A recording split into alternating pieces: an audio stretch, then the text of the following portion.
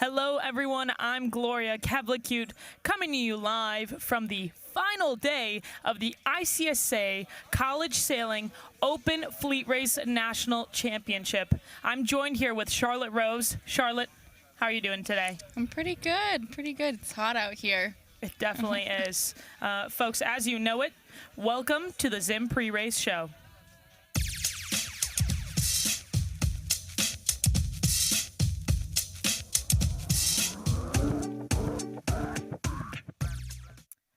I can't believe it, but the final day has finally come.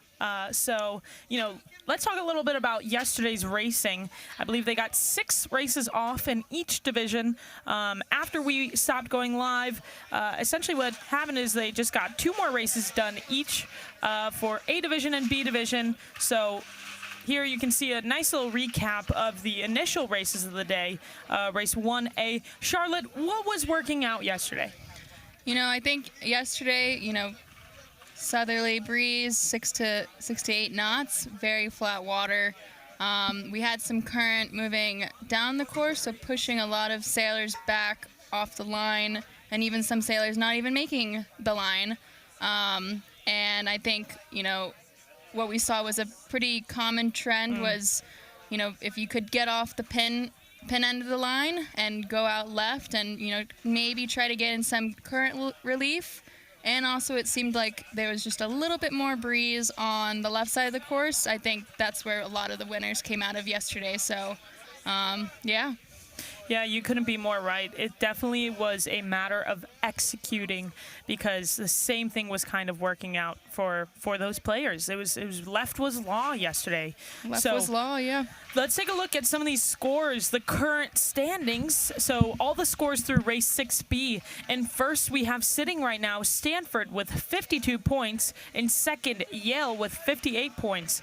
In third, Dartmouth with 69 points. In fourth, Harvard with 76 points. In fifth, Brown with 92 points. In sixth, Georgetown with 99 points. In seventh, Tulane with 102 points. In eighth, MIT with 117 points. Ninth, Coast Guard 121 points. 10th, Tufts with 125. 11th, Bowdoin with 125 as well. 12th, Fordham 131 points. 13th, Penn with 134. 14th, Rhode Island with 139. 15th, UMiami with 140. 16th, St. Mary's with 149. 17th, Boston College with 151. And 18th, Navy with 172 points. So, just taking a look at these overall standings, Charlotte, this is looking like some pretty tight racing, especially top 5 is not looking too bad. Yeah, exactly. I feel like, the end is not the end until the end, right? Or what's the saying? It's not over until it's over. And, it's anyone's game. If the top 5 puts up a score, a pretty deep score, they can move down pretty fast. So, points are from first and second's about 6 points. The next one over is about 10 points. But, people may seem like it's a big gap, but it's anyone's game, really. Anyone can turn it around. Yeah, you're absolutely right about that. And so, you're taking a look right now. I would say the top 3, depending on how many races we get off today. So, folks, if you're not here right now, I'm staring at reflective glass right now, and with no wind in sight at the minute. Just a small breeze line from the south, but there's just glass beyond that. And here you can see the boats are out there. That's our race committee boat, I believe, and they're just kind of rocking around. So it's definitely a lighter day, but we were very lucky and fortunate. This morning we got to talk to and interview 2 lovely Tide representatives from college sailing. let's go ahead and take a look at those. I'll give a little bit of background on what TIDE is. It's the Inclusion, Diversity, Equity Task Force in the ICSA. It was started by Bowdoin. Preston Anderson and Corey Radke started it in 2020, spring, right after the murder of George Floyd. And it was an incredible effort during COVID by a lot of undergrads, including Izzy Cox, who was one of the founding members. It kind of united like a ton of conferences to work towards making our sport more inclusive, equitable, and these like very small tasks that we actually work towards, like very project based, and we've had an incredible success like nationwide. This is like probably one of the biggest task forces for sure, and student run. It's been an incredible effort, and actually we were invited to the Sailing Leadership Forum this year to talk about TIDE in college sailing, and we were hoping that that would kind of give U.S. sailing as a whole a little bit more perspective on the work we're doing and seeing if that can be scaled across all types of sailing. What does it mean to you to be a dominant woman in sailing?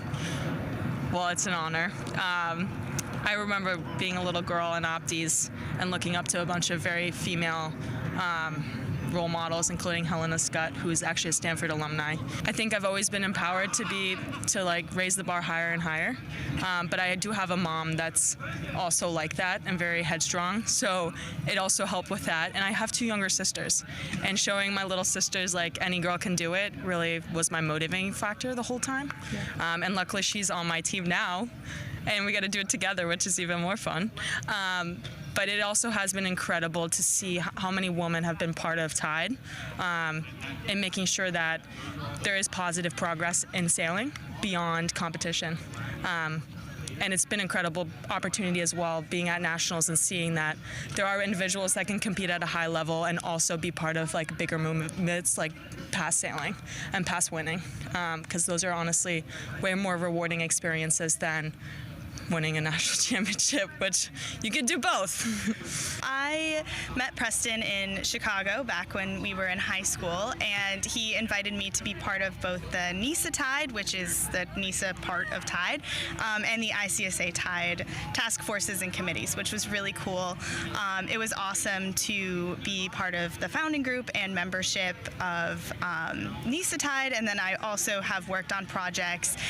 Like right now, we're working on our culture and demographic survey at the ICSA level, which is really cool. It's our second year, so we're going to be able to compare data from 2020, 2021-ish to now, and see if we've made any growth as a college sport, which is really cool. I don't think there's any other college sports that have quite as in-depth data.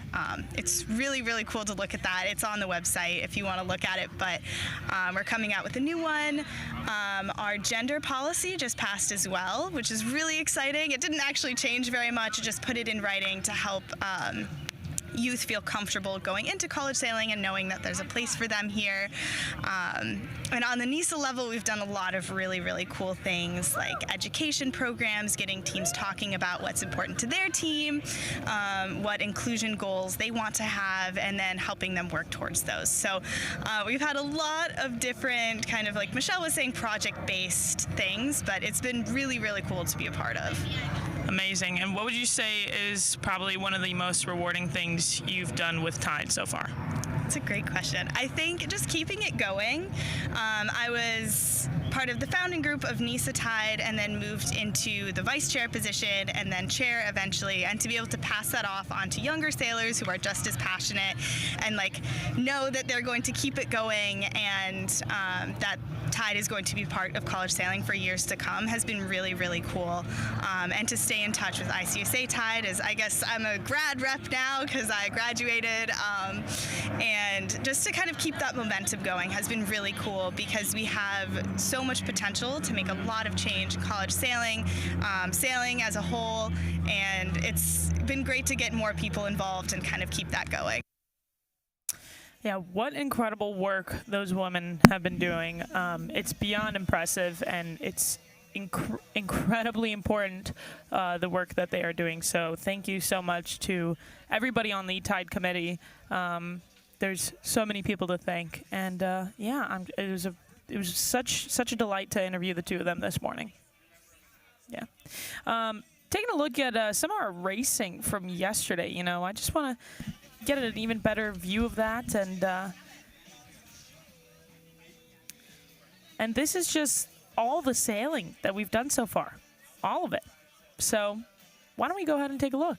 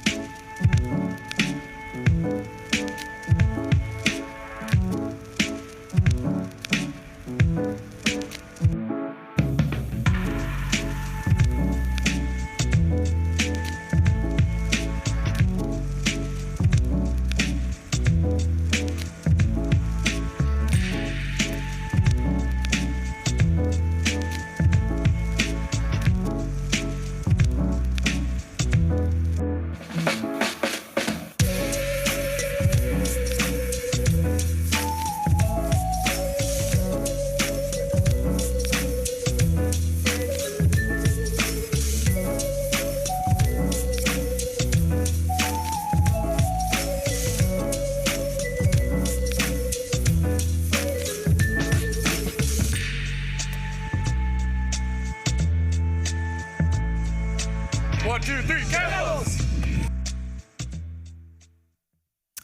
I'm not gonna lie, I was bobbing my head to that the whole time and doing a little dance. That was beautiful. Charlotte, what'd you think of that? Yeah, that was. I mean, you were vibing out there. I just kind of just in need my some, need some tunes. I was just getting groovy with it. It was really nice. That was lovely. Yeah. So, folks, like we said, we're just waiting for some breeze here. I'm seeing some power boats out there right now. Just, all the teams are playing some music, playing some card games, some cornhole, some can jam, hopefully no dislocated shoulders today, But yeah, what we're going to do is we're going to take a quick break. And you know the deal. Once those boats are at that starting line, Charlotte and I are going to be here to give you the best coverage possible for the final day. So, once again, thanks for joining us for the Zim pre-race show, and we'll see you in a little bit.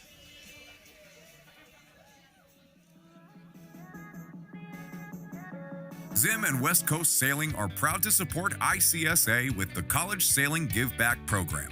When college programs make purchases through their Zim and West Coast Sailing team accounts, they not only get great equipment, great service, and great discounts, but also 5% of their purchase is donated back to ICSA.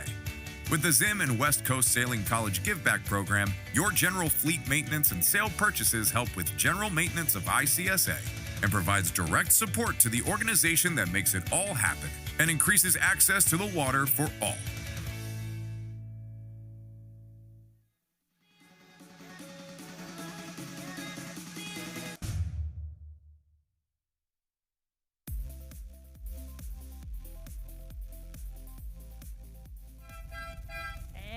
Welcome back, folks. The 3-minute gun has gone off and the boats are back in sequence. We saw what we were kind of predicting. The southerly has filled in quite nicely. I'm saying it's about 6 to 8-ish knots. Maybe I'm feeling this nice breeze on me now. So perhaps this 6 to 8 might be a solid 9 to 10. But I'm looking over to my right, and I'm seeing some pretty big storm clouds. Is that right, Charlotte? Yeah, a little bit over. What is it? Over yonder. Over yonder. I don't know. Are we on West? Is it East Egg or Long Island? I don't know where we are, but yeah. over to the right. Yeah. There. There you see it. There's that big old storm cloud we're talking about, folks. Look at that. It's absolutely stunning. But I gotta say, it was really, really hot all day today, and now we're getting this nice breeze filling in. So no complaints over here, and all the boats are out. There's spare sailors and coaches out on the water, ready for some quick on-the-water rotations. And folks, it is 3:13 p.m. here on the East Coast in lovely New York. And what does that mean? Why is the time so important, Charlotte? Well, today is the last day, and the cutoff time compared to yesterday, we finished at what was it, 8:15 in the evening. But today, since it's the last day, cutoff time is, if I'm not wrong, 5:30. So we have about 2 hours, a little over 2 hours to get as many races in as possible, and crown that national champion. Yeah, I believe it is, the cutoff time is 5 o'clock. 5 o'clock. Okay. 5 o'clock. Yep. So 5 o'clock cutoff time. That means no race can start after 5 o'clock. So you saw it at which one was this? The last day of the semis. Kyle Assad, our PRO, was able to get off the very last race of B Division with 32 seconds to go before 5. So we might be seeing that same situation here today. Yeah, you can, we can't start after 5, but they can start a race right at 5. So you never know.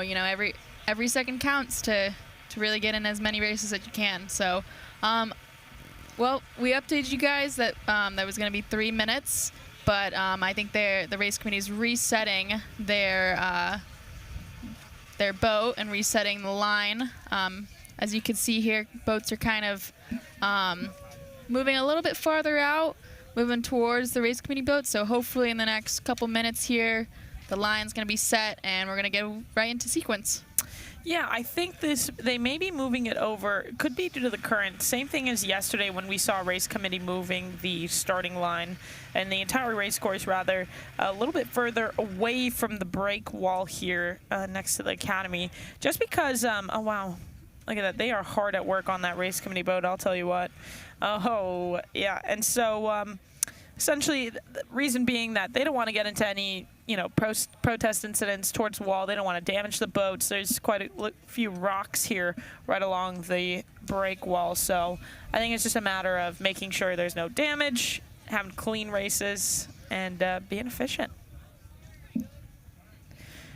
And you know what, Charlotte, why don't we talk a little bit about our division leaders right now? Yeah, absolutely. Yeah, I'm just taking a look. Right now, leading A Division is Robert Bragg, or as most people know, we call him Boyd. So that would be Boyd Bragg with Yumi Yoshiyasu from Dartmouth College in first in.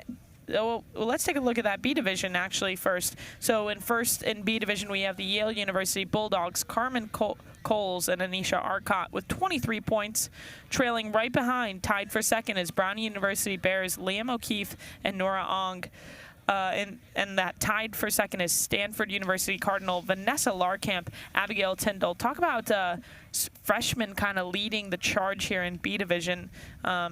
In fourth for Dartmouth, we have Maddie Hawkins and Aisling Sullivan with 46 points. In fifth, the Bowdoin College Polar Bears, Christopher Lukens, Isabella Tsuchitori, if that's right. And sixth, we have the Harvard University Crimson, Justin Callahan and Kennedy Leahley. And tied for seventh, we have the Tufts University Jumbos, Ben Mueller, Henry Tyndall, with the Coast Guard Academy Bears, Coleman Schofield and Lauren O'Neill.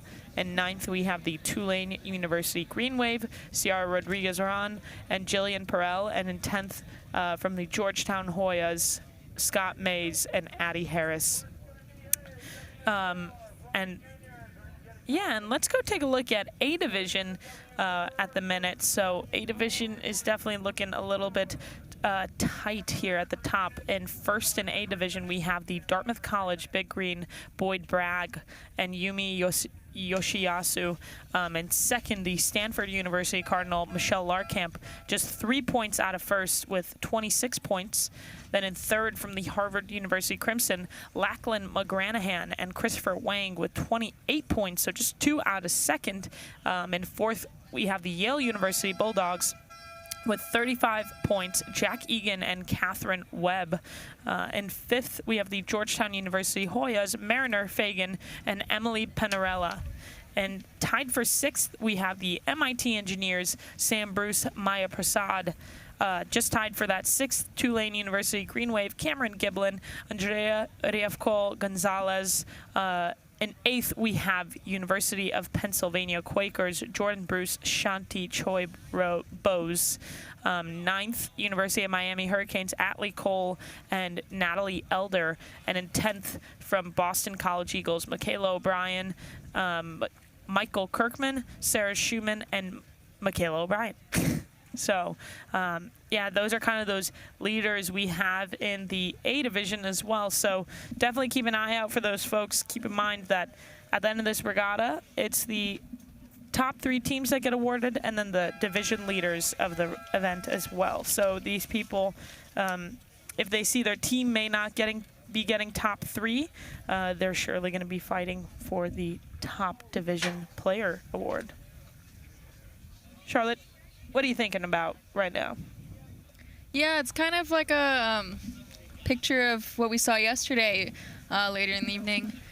You know, wind is coming out the south, 6 to 8 knots, maybe a little bit more. And I'm not sure about the current. I can't really tell at the moment because we're a little farther away.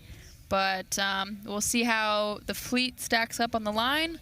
If there's a lot of generals or a lot of people over, maybe that's an indicator that the current's moving upwind. If people are having trouble even making the line, making the pin, that's a pretty good indicator that the current's moving downwind. So we'll see how it goes. As you can see here, lines now set up. If I'm not mistaken, we're within 1 minute of A division starting. So kind of at the moment, you could see a lot of boats are kind of starting more towards the boat end. So, you know, maybe the right today is going to be, what was it? Right rules. Right is right. Right is right. So right is right. That could be a different thing today. So, yeah, we'll see how it goes. Yeah, and just here you go. The boats are starting to line up. Race 7A. Keep in mind the A division is in FJs today, so that's nice. Everybody kind of gets an opportunity to sail in both boats. Yeah, you can see here, really nice setup by all the boats on the line. 10 seconds to go. That's boat 11 leading at the pin here. 10, 14, 12 are all over. 10, that is Harvard. 14, that is Tufts, and 12, that is St. Mary's. Sorry, that was 8, 14, 12. 8, 14, 12. So 10 was clear. That's the Harvard Crimson. They were just fine. It was boat 8, Fordham Rams, that were over, as well as St. Mary's and 8, 14, 12. I had to say that out loud again, or whisper it rather. And the Tufts Jumbos. So a little bit of a setback here for some of our players. Yeah, it looks to us a nice, little bit of variety. A lot of boats are holding on on starboard off the line. Beautiful view here. No one's really kind of tacking out. Everyone's trying to hold their lane. We'll see where they want to go. You can see here, really nice start by boat 11, if I'm not mistaken, is Navy. Boat 10, Harvard. Nice start. So, yeah, crews on the rail, kind of hiking out. So I think the breeze is really nice out. So, yeah. Yeah, and it's definitely looking nice. I'm seeing some crews hiking out, but I'm seeing boats kind of going left here a little bit. I'm curious how they're going to come out of the left, but perhaps we're just going to have a mirror of what happened yesterday. Left was law yesterday. But I'll tell you what, current's definitely ripping down because I'm taking a look at these boats. You can see it on your screens, folks. They're trudging slowly on this upwind. They're definitely finding a good amount of current. So remember, they're sailing against the current on this upwind. They were going to see long upwinds again and pretty short downwinds. Yeah, I think here as well, off to my left here, just like yesterday, I think the race committee set the upwind pretty far up. So pretty far, yeah. So it might be taking a while to get up the course. We're 2 minutes in. They're about a little less than halfway up the beat, so Yeah. And so on a sunny day like today, right, all you got to do is head over to dermatone.com and just use the simple code of College Sailing 20 for 20% off. That's it. It's that easy, folks. And protect yourself, protect your teammates, protect your crew, skipper, and from the what happens if you don't wear sunscreen. So it's just as simple as using that code. So yeah, now we can see a lot of teams are flopping over from the left side, and they're looking pretty strong. We got boat 10 here, Harvard Crimsons, looking really strong, looking really fast, coming from the left side. Boat 13, Penn Quakers, right? Oh yeah. Yep, looking really good. Boat crews are on the rail. Boat 11. We got Navy. Yeah, they start at the pin, went left, and they're looking strong. Oh yeah. I believe that is from Navy in their A division. That is Gavin McJones. I was just speaking to his mom. She's very kind and very festively being a big fan right now for Navy, and I realized that's another sibling pair. His sister, Jessica McJones, she now lives in Japan while doing her service for the Navy. So that's another sibling pair. There you go. Lots of siblings in college sailing. Do you think the left's going to pay off today, Charlotte? Yeah, I think so. It looks like it, right? Yeah, it looks a lot like yesterday, like pretty similar, like a mirror image of yesterday. Right. You know, we see there's some sailors on the right. They think there's a little bit pressure up there. We'll see if they come across, but majority of the fleet doing the same thing as yesterday, coming out from the left. From our view up here, it just seems like there's just a little bit more wind on the left side. So, yeah. Yeah, and it's worth noting, just watching them sailing, that current has got to be ripping, because in my eyes, it looks like for a moment, it looks like they're not moving. It looks like they're kind of staying in the same spot. And it looks like it's so hard to even get upwind right now. If you lose your speed, I feel like you will go backwards. Yeah, and especially in this, if current's ripping downwind and super flat water, you want to make sure that you're super flat and not moving sideways and losing your lane. That is just super slow, especially in the FJ, because of that centerboard. Right. It just if you're heeled over the centerboard, you know how it moves in the trunk? Oh yeah. So those FJs, they love to slide. yeah, They do love to slide. Let's take a look at who's leading this race right now. Looks like boat 13 looks pretty happy up there. Let's take a look, folks. Yeah, boat 13, the Penn Quakers. Boat 10 kind of punched out ahead as well here, though. That's Harvard Crimson. Yeah, they had a really nice start. I think they started the middle of the line, clean start, really nice speed, and just held that lane all the way to the left. So, yeah. And just taking a look at it, that right side looks painful to come back from. Yeah. Looks like you got to take quite a few ducks.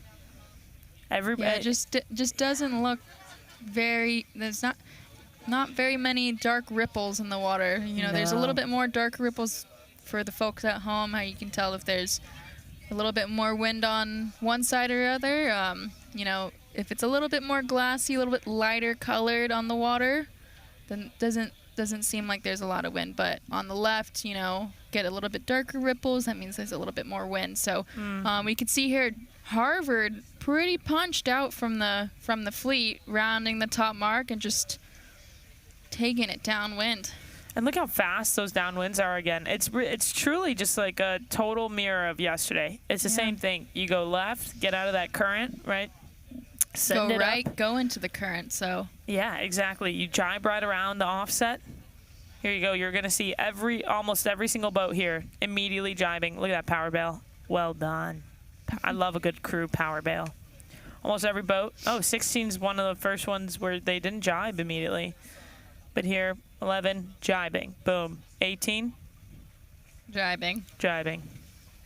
3, Oh, holding. It's like every few boats. Ready? Yeah. This is going to be a jibe.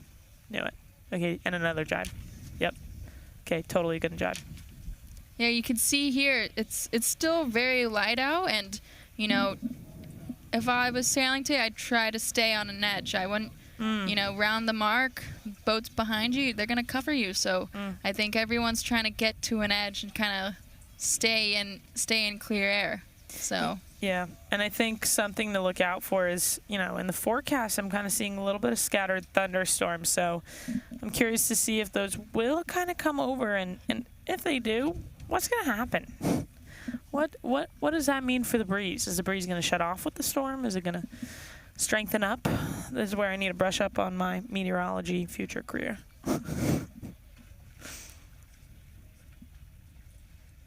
Let's take a look here.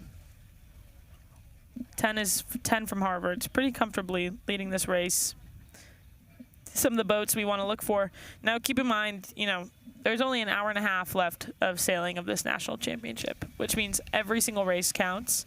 And let's talk predictions. How many races do you think they're going to get off? I say maybe 2 sets. 2 sets. I was thinking 4. Yeah, 4 races per division. Total. I think with on the water rotations, I could see them getting 4 sets off, or I'm sorry, 2 sets, 4 races. And what that means is these next 4 races could absolutely toss up the standings. Oh, for sure. Yeah. Yeah, one, bad start, 1 yellow flag. There's judges out in the water, so you gotta be careful, gotta look out for them, for your rocking, for your pumping, all that sort. So anything can happen. Take the wrong shift, foul somebody. Really, you could really lose a lot from doing that. So, yeah. Yeah, that's very true. So just thinking about, I need to bring it back to the siblings, because I failed to mention some, as I thought I would. Some sailing siblings. There's so many. There's the twins also, Sam Bruce from MIT and Jordan Bruce from Penn. They're battling it out in A division right now, actually. You also have Ellie and Lucy Spearman from Tulane. You also have Sarah and Cordelia Byrne from Harvard. Eloise Byrne, their sister as well, from Dartmouth Sailing alum. Abby Tyndall at Stanford and her sibling, Reese Tyndall at Tufts. Then, of course, we have the lovely McGilvrys. They're locals of Newport, so I see them quite often. Colin and Oscar McGilvry. Then you have, of course, Dana and Emily Haig from MIT. You have Asher Zitcher from Tulane and Noah Zitcher from Charleston. Then you have the Benson kids. So the Bensons, Gray went to Navy, and Caroline is at Tulane. Then, of course, you also have Cameron Giblin from Tulane and his sister Audrey from Dartmouth alum. And Thomas Hall is currently sailing for Bowdoin. His sister Catherine is another Big Green Dartmouth alum. So that's just a few of those siblings to name, because I did forget some, of course. It's been a long past 2 weeks, folks. So if you think of any more, you can feel free to send those over to me, because I would like to not forget anymore. But yeah, this is like one of those relatively lighter air days for sure. I think it might be, I want to say it's slightly lighter than yesterday. What do you think, Charlotte? Yeah, it's kind of hard to tell. It was a little bit up for a couple minutes ago, and then now it's just a little bit down. So, we'll start to see a lot more crews sitting in. Either partly sitting in, sitting all the way in. Maybe for those lighter boats, maybe they're even cruisers sitting up on the rail. So, yeah. For your tacks, when you ever had to do a roll tack, Charlotte, were you and your crew the kind of counter downers, like count up or count down? I was always a count down, no matter what. I was like 3, 2, 1, go. Or like I'd say like, all right, ready to tack, we're gonna tack. 3, 2, 1, go. Nice. Yeah, I feel like I always like to count, and then I'd sometimes have the 3, 2. Yeah, when you're like 1, attack. Yeah, when you're not sure, you're like, oh, do I attack now? We're gonna wait up. But yeah, I think that's what I worked on a lot with my crews was, communication of, trying to do the roll together, and then, speaking ahead of time, like, okay, there's this puff coming down. We're gonna attack on the puff. We're gonna see what this puff is. Is it gonna be a lift or is it gonna be a header? So if it's a lift, we're probably gonna hold. If it's a header, we're gonna attack. So Totally. yeah, and I bet all these crews and skippers hopefully are communicating with each other constantly about what's going on, where's the next pressure, all that stuff. So yeah, communication is key. I feel like I'm a very talkative person in the boat, coming from laser sailing background. You would think that I didn't talk at all because I sit with my thoughts and by myself in my boat, but I actually really like to talk to my crew and see what their opinions were going down the race course and what other boats were doing around me, so that I could just mainly focus on keeping the boat going fast. So yeah. I love it.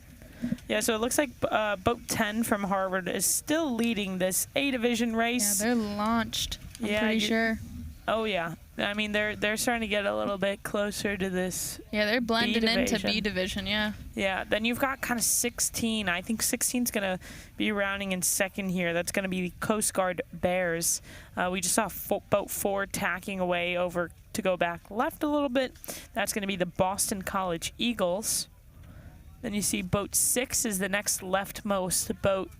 That's your Brown Bears. So their A division definitely looking to come back here today. Yeah,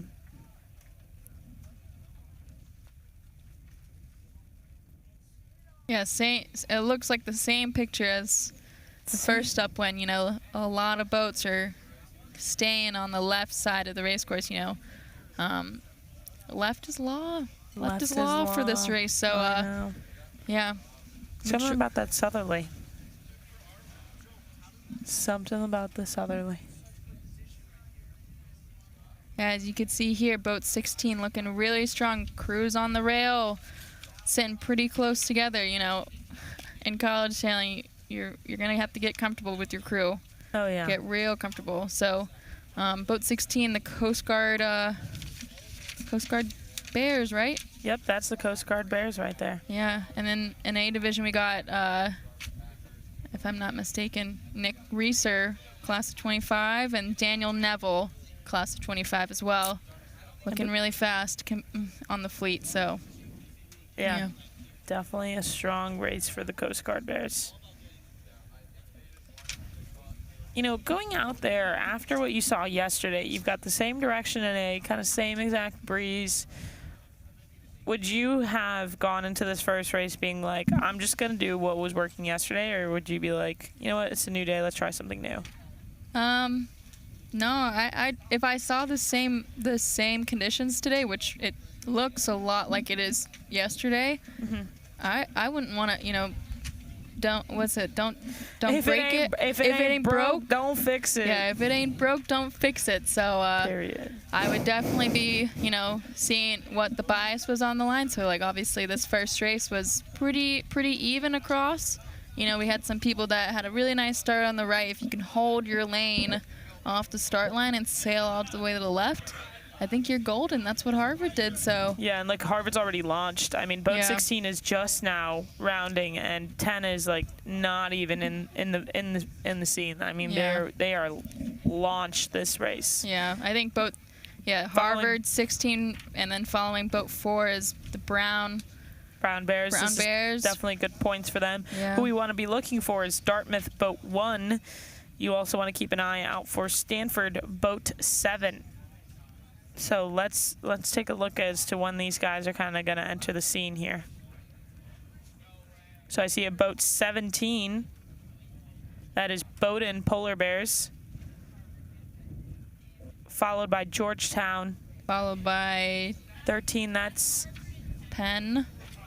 Pennsylvania also doing a spin here. They're going to have to do, I believe they must have hit the mark. That was one spin. So like I said, we want to be looking for Dartmouth Big Green. That's boat 1. And you also want to be looking out for Stanford boat 7.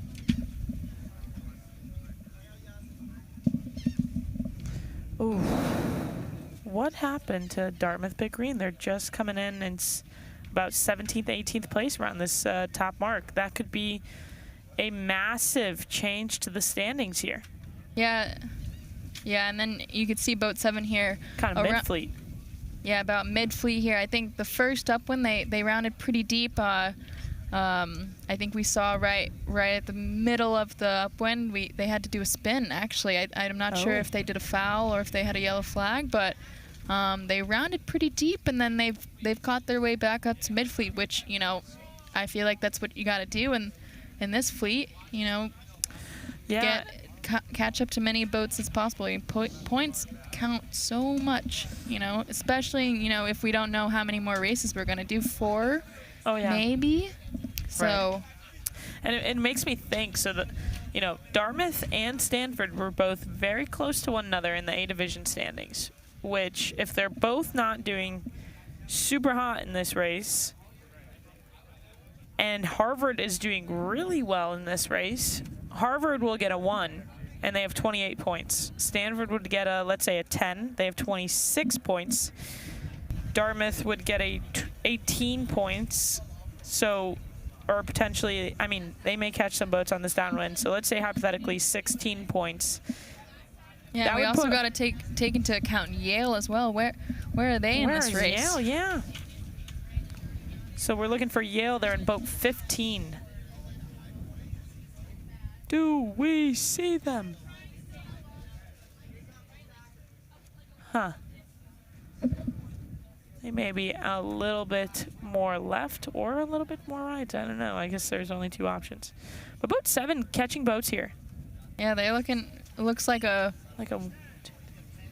9, 10, 8 or 9. You know. Yeah. Keeping the speed going. Up here in the booth, you can feel a little bit more breeze coming down. So, you know, if they're clear from other boats, they can just, you know, think about going fast. Just keep going fast and finish. So, yeah. Just still can't find boat 15 from Yale.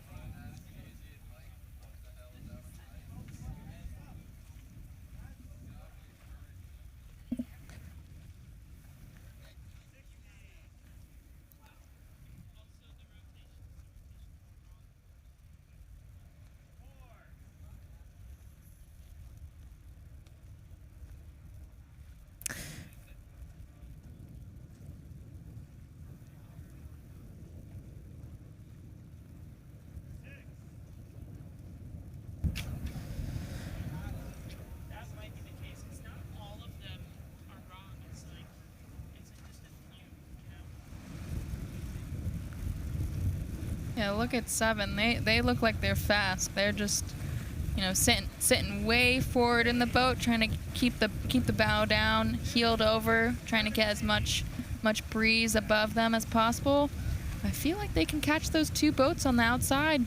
Yeah. Maybe they have a piece of 13. 7, 13, 14, 18, 5. Once these scores are in, we will certainly update you. There's 12. Have you seen 15 yet? No, 8? I don't think I have. Oh, there's boat 15. There's boat 15. Okay, so not the worst race in the world. Not the worst. Honestly, I think that race, since they did finish ahead of Stanford and Dartmouth, I think they will still get, they have potential to have moved up in Division A. But I think right now we'll see Division A standings getting stirred up a little bit. Yeah, and also I think it balances out too for B division, right? You know, if your team didn't do very well in A division, but you know, do a stellar job in B, I think that would be considered pretty good. So exactly. That's the beauty of college sailing, is like you also not only have your results, but you have your teammates as well to kind of like hold you down. So yeah, let's take a look at, you know, B division's last downwind. I think we kind of see a little like the same thing as Harvard. I don't know what boat that is, but they're pretty punched. So, yeah, let's take a look at B division if we can. I love it. There they are. They've got more breeze up there. Yeah, crews are hiking out. Hiking. Yeah, we got boat 15 rounding, 10 Harvard Crimsons. Right? Sailing down one already, 1 Dartmouth, 7 Stanford. They're all so close in this B division. So boat number 4, Boston College, 15 rounding. That's Yale. 14.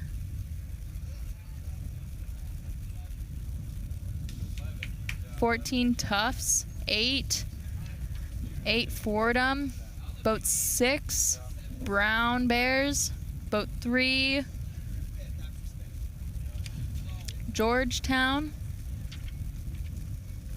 Yeah, and then we got like one boat pretty far ahead, if I'm not wrong. It's 16. That's the Coast Guard Bears. It seems like both A division and B division are doing very well this race. I'm pretty sure Coast Guard A division just finished maybe 2nd or 3rd. Wow. And then Coast Guard Bears are sitting in the lead, followed by boat 10. That's the Harvard Crimsons, also a really good set for the first race for them as well. So yeah. Yeah, It's all about the teamwork, It's not really like teamwork like where you're working together, but like you kind of are working together, and training and all that stuff. So I think that's what's super important is like, behind the scenes when they're back at home, you have all your teammates. Not all your teammates are able to come to nationals, but if we can all, keep the level high, the people that are representing the teams, they're representing the school as well. So yeah. Oh yeah, and just taking a look at these B division rotation boat numbers, these are up to date. Yeah, and take a look at that. 16 leading that race, Coast Guard. Sorry, 17 was. 17 was leading that race. Bowdoin. Oh yeah, look at that. Just punched. You're seeing that in most of these races. There's the leading boat is significantly punched in my eyes. Like they're not even just finishing with a lead. They're like, like really with. I didn't even see boat 17. That's what I'm saying. like every single race, there's one player that's just like shot forward.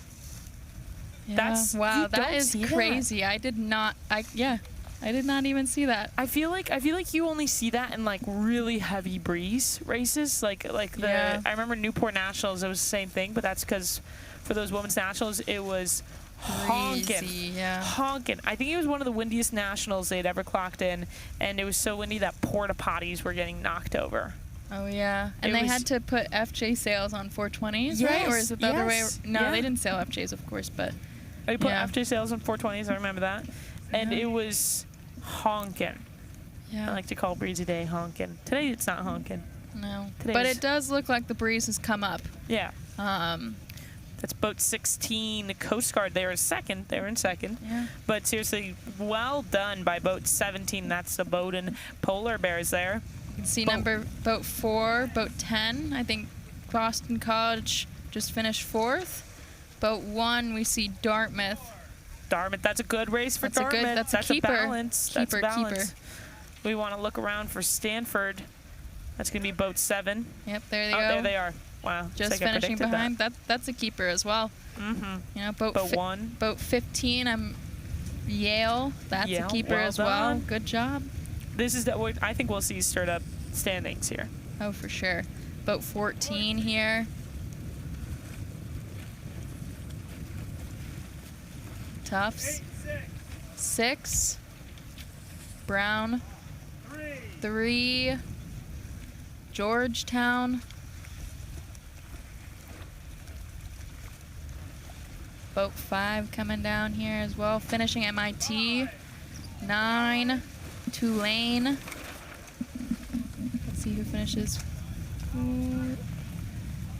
11. I think 12, 13.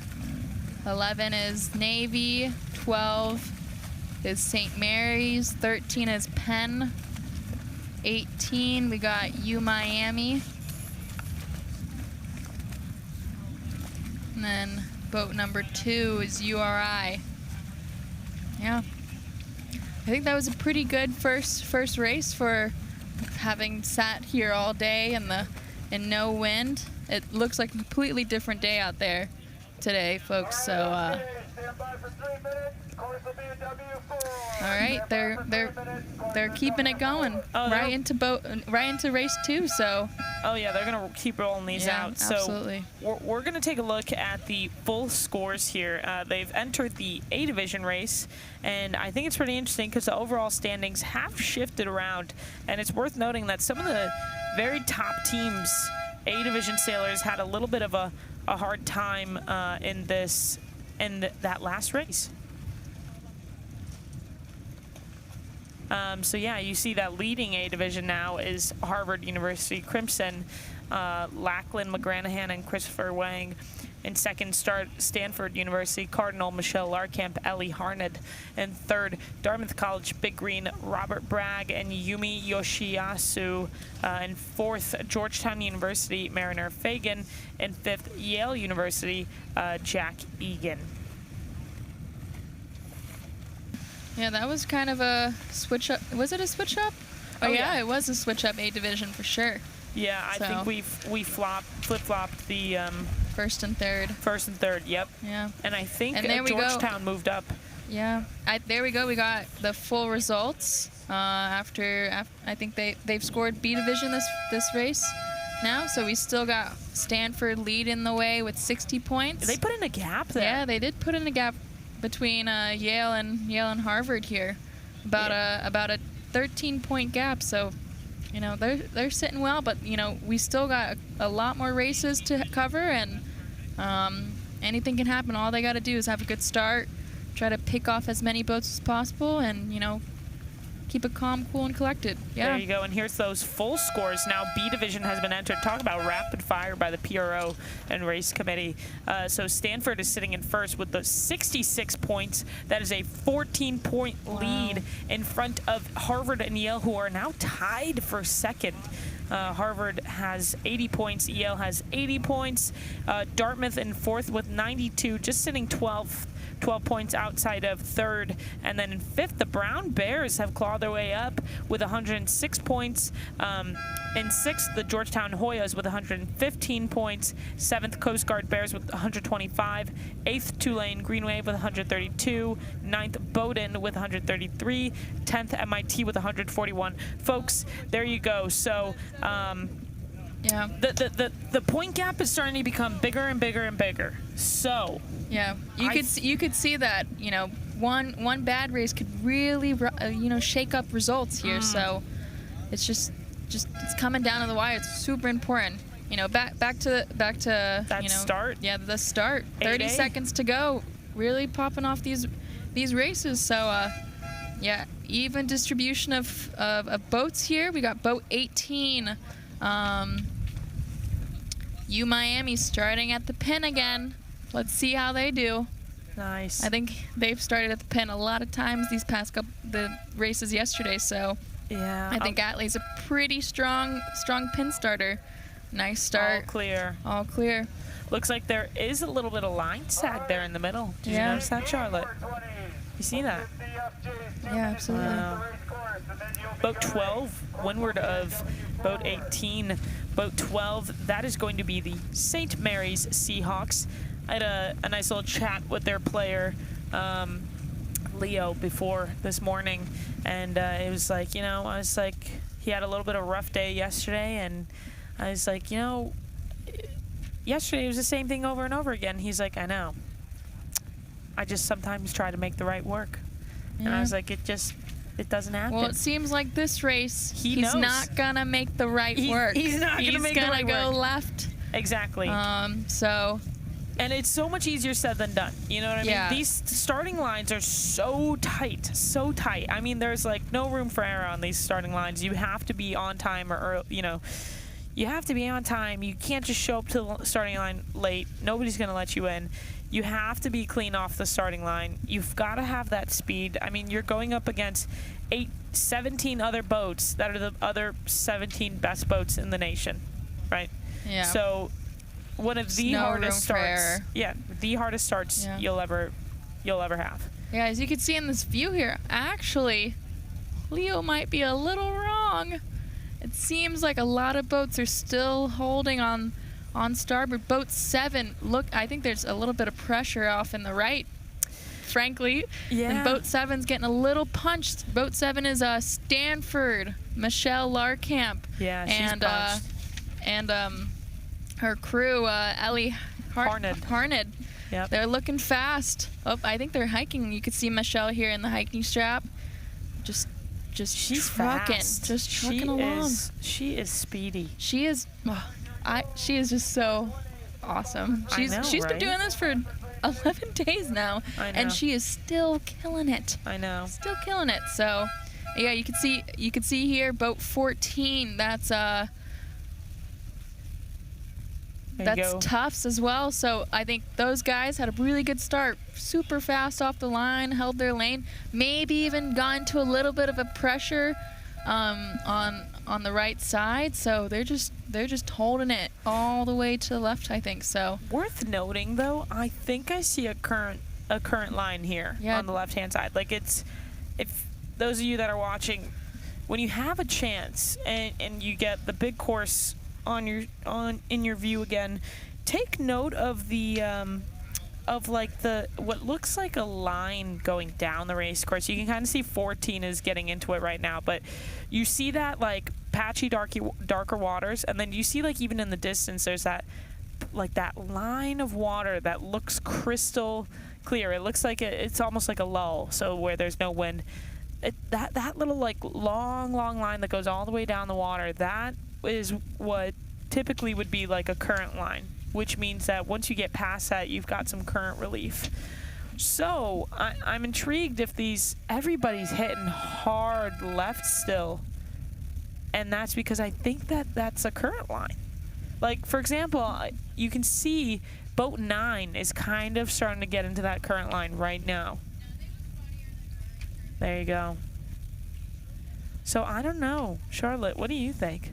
yeah, Do you think that's current line? It might be. It looks like it, right? It looks like it, but I think the boats on the right, even if the current's still good. coming down, they look, I think, a shift, really right shift.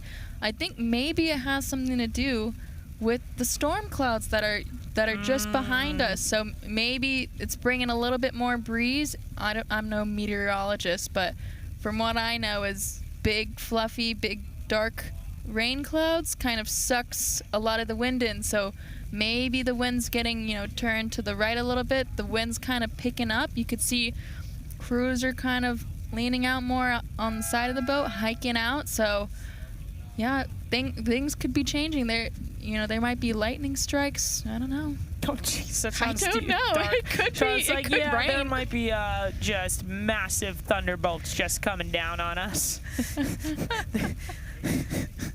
But It's gonna rain. It might rain. It might rain. So we'll see how that goes. But yeah, it's welcome to sailing. Well, welcome to sailing, where we never know what the wind's gonna do. No, Nope. it's all prediction. But yeah. Oh, I have word that there are lightning strike warnings going on. Yeah. Oh, dang. It seems like it's not going to, because like looking out on the water, it just Right? looks so sunny. And it looks But it beautiful. could be another story behind us. Yeah. So we'll keep y'all updated on whether if the rain's gonna come closer to us or not. But for right now, it seems like There's a general recall at B Division. Race 8B, there is a general recall. So they're calling those guys back, and we'll see. Yeah, they just said they're going to wait for A Division to get around that leeward gate. Keep in mind, it is 3:58 p.m. We have a pending possible thunderstorm, and that means that race 8B is going to be delayed. Charlotte, you still think we're going to get 2 sets off? oh yeah, absolutely. You think so? Yeah, for right now, it just doesn't seem like the storm's getting any closer, like for where the race course is. So I think the race committee is gonna just keep trucking along. You know, it looks like your A division's about to come to the top mark. We're gonna see people rounding. They're gonna get to the bottom mark, and I bet you the PRO is gonna bang off that race for B division. So yeah. Okay, here we got 7 Stanford. Looking strong as ever, rounding the top mark. They came out good from that right side. Yeah. Yeah, I will tell you one thing that concerns me is how cold this breeze that I'm feeling is. It gives me a little bit storm breeze. There's boat 14 rounding in second. Tufts. That's Tufts Jumbos. Boat 3, that is the Georgetown Hoyas. Boat 15, that is Yale. Yale Bulldogs. Great race for Yale. We got boat 14 Tufts doing a 360. Ooh. I think they hit the mark. 16, that's going to be the Coast Guard Bears. Boat 6, Brown Bears. Boat 10, that is Harvard Crimson. They're a little bit further back in this race. Boat 2, that's URI. But if we know anything about Harvard, they've been quite wicked fast. Wicked fast. Get it, Boston? Just kidding. Okay, not funny. 17. 17, that is Bowdoin Bears.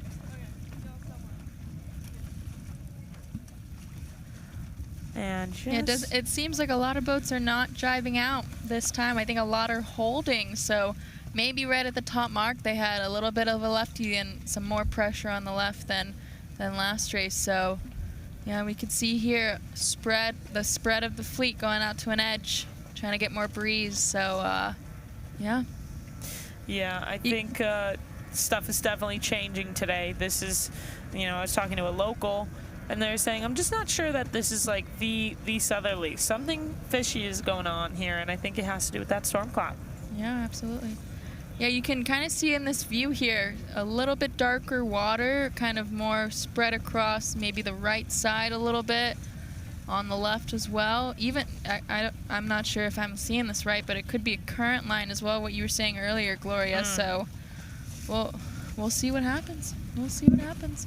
But 7 right now has Launched. a nice gap between the rest of the fleet and just trucking down to the gate. So really, really good job for those women. Yeah, senior Michelle Larkamp, what a legend. She is, in my eyes, definitely a legend. Yeah. I think she is making such waves for women in sailing, and she's just such a fierce competitor, and she keeps it so calm and collected.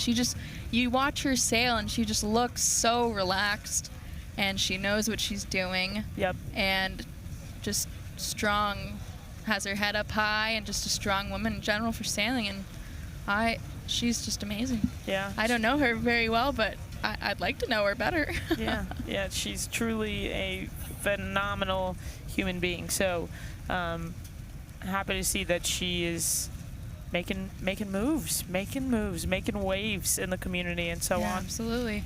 Yeah, right behind boat 7, we got boat 3. That's the Georgetown Hoyas. They gained a little bit on the downwind as well. I think they rounded 3rd, 4th around the top mark. And then we got boat 15. That's Yale Bulldogs. And then boat 16, maybe. That's the Coast Guard Bears. So they're also doing pretty well as well. So. Alrighty, 420s. Course will be a W4. Yep, as we predicted, PRO right when the A division fleet comes down, they're right into the next start. So we'll be seeing them start very soon. Nice. And we'll see which side kind of pans out this time around. I'm seeing a lot of boats still going left here. They're rounding the left-hand gate, and they're going left, sailing towards what I still believe to be a current line out left. I think it's just a matter of properly balancing the fleet, and Michelle looks like she's got some pretty decent control going around this left-hand gate. Yeah, absolutely. Yeah, you can see here just I guess what is it, like a train of boats just rounding that left leeward gate and just trying to drag race and go fast to that left side. So, yeah. Amazing. Yeah, it looks like it's lightened up on this upwind again. Here you go. You got Cruz a little bit more in the water. Great. A little bit of a tough race for Dartmouth again here, boat 1. Yeah.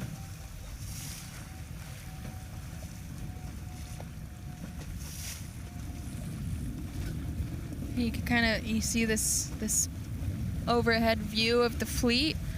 Boat 15 they're kind of in a tough spot here. Boat 15 is a Yale.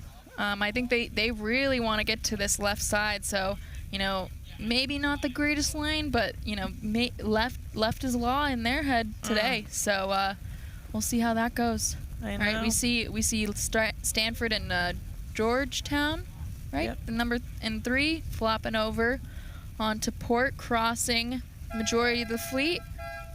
Yep, and we're gonna see a lot of others start flopping over. So could be a left shift, could even be current relief. I don't know. We're not out there, so. Oh no.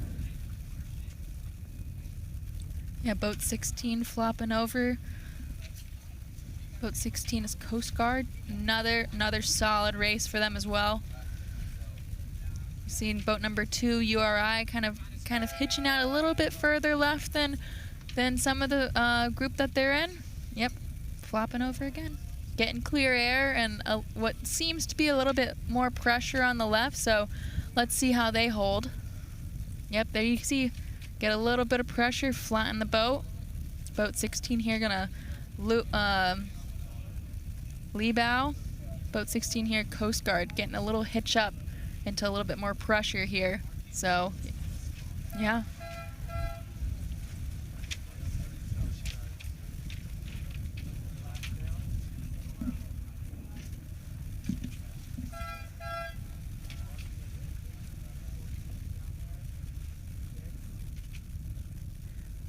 Yeah, the left looks.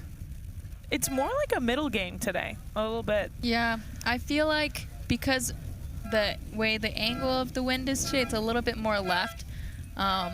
Maybe not coming all the way to the wall. I think the track is kind of like middle-ish boat, having clean start, great speed and pressure, and like just truck, like it's basically like a drag race to like the corner of the seawall. Yeah. Taking that, I think honestly it might be a geographical thing. It could be bending around like how I don't know if this is a river, right? Or bay that we're in. It kind of bends to the left, so maybe some left pressure is It's the sound. It's the sound. The Long Island sound. Okay. Yeah. Yeah, I'm not used to sounds. Hey, that's Texas. okay. Hey, yeah, you got whole different waters out there. Yeah, so I don't think they think have a sound in Europe, do they? No, we sail in the ocean. But I think that's what I'm seeing. If I was out there today, I'd be like, okay, geographically, the sound's kind of bending to the left. It looks to me that there's just a little bit more breeze on the left. So, middle track, drag race to the left, and then catch that first line of breeze and that first line of left shift, and just take it across the fleet. So, yeah. Yeah, we can see here boat 14, 2, 17. They look really strong on the left side. So, yeah.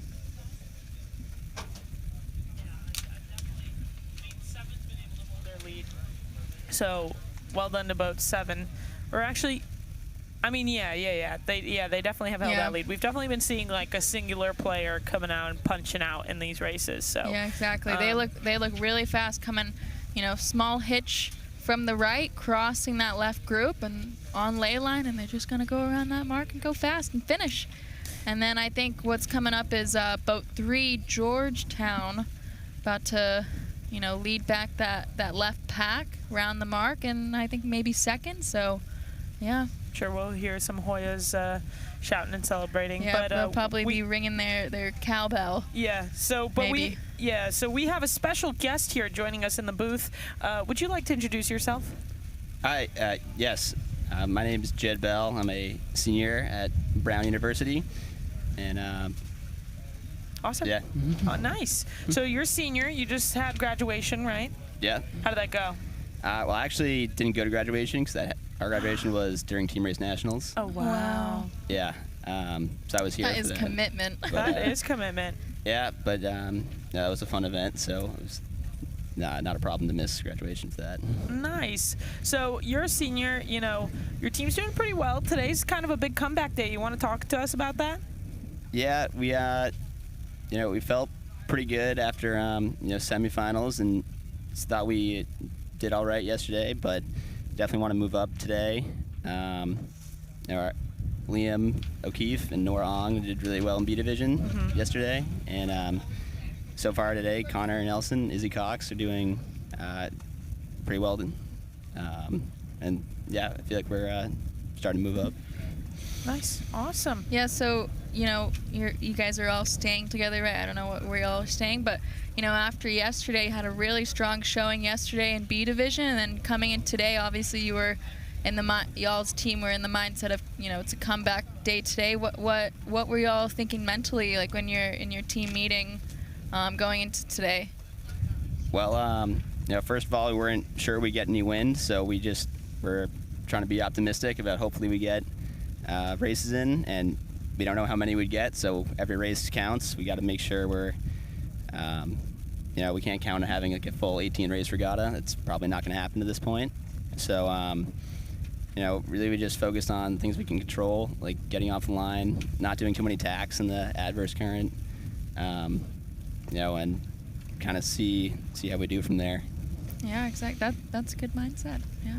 I like it. Yeah, I think a lot of teams today are going into, the top players really focusing on keeping it simple, not doing too many things, and just like taking off boats whenever you can. And then, the people that today's mindset was to move up, just trying to stay consistent, and keeping your head down and putting the work in. So that's really good. Amazing. All right, so let's take a look at this race, and let's get into it. So it looks like Stanford's still leading race A here, followed by boat 10. I think followed by boat 3, Georgetown, and then 10, which is the Harvard Crimson.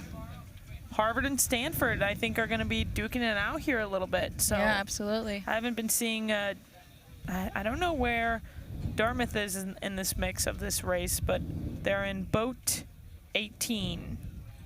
I'm sorry, boat 1. Boat 1. Dartmouth should be in boat 1.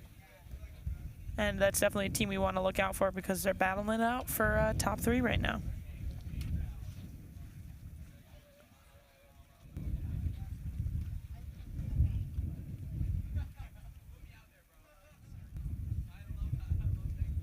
Yeah, there you go. Boat 7, Stanford. Looking back, making sure that she's still going fast. I think she's about to finish. Nice job, ladies. First place. Then we see the rest of the pack. Kind of looks like a pack, like top 10, honestly. Pretty close finish here for a lot of boats. I think we're going to have possibly boat 3, boat 10. There was another boat on the right side as well. There we go, boat 6. Brown, they're your teammates. Pretty nice finish to their race. I think that was either a 3 or 4.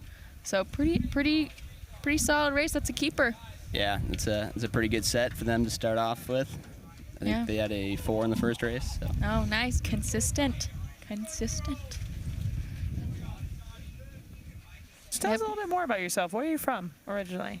I'm from around Boston, Massachusetts. Nice. Yeah. Both my parents actually met on the Boston University sailing team. Oh. Yeah, and my brother is a freshman there right now at BU. Wow. And nice. he was here for the semifinals as well. Oh, wow. Amazing. So it looked like boat 1 from Dartmouth actually caught quite a few boats and finished about, I want to say like 15th, 14th. So they picked up a few boats. That's really great for Dartmouth. Yeah. But wait, so tell me more. So you've got the college sailing parents, right? Yes. Nice. Love Yeah. that. So what's your favorite boat to sail? I mean, I haven't sailed anything other than college dinghy in a little while, but I'm looking to get into the snipe class after graduation. Yeah, I it think seems to that's- me like a lot of people I know that are still either in college or just finished are into the snipe class. The first time I sailed a snipe was in January, and it's actually a really good boat to sail. So, yeah. Yeah, it's a pretty big class. You get a lot of boats at nationals. And it's pretty relatively young, it seems. So that's definitely something I'm looking for. Yeah, are you gonna do snipe nationals? Well, I probably won't have a snipe this Oh. year, but maybe next year. Yeah. So, let's take a look at B division over on their last leg. It seems to me boat 6, it's kind of out of view here, but yeah, boat 6 leading. That's Brown, your team. Brown is leading this B division race, if I'm not mistaken. Yeah, it's another really good race for Liam and Nora. Yeah, They've been kind absolutely. of crushing it all year in B division at these bigger regattas. Nice. What's their secret sauce? Tell us. I mean, I don't know. It's, I guess, a secret, but they definitely have pretty good chemistry. Whenever they sail together, they're really fast. They're just, they get really good starts, and then it kind of gets a lot simpler from there. And there you go, in the view, boat number 6 has a nice comfortable gap going down to the finish, and then we get followed up by boat 3, Georgetown. Great race for the Hoyas, great set actually for the Hoyas here. So maybe they're gonna move up in the standings as well as Brown. So yeah, and then we got boat I 15. believe they're right behind us going into today. So Really? Wow. we need that one. Yeah, then we got boat 15 Yale. Good race for them.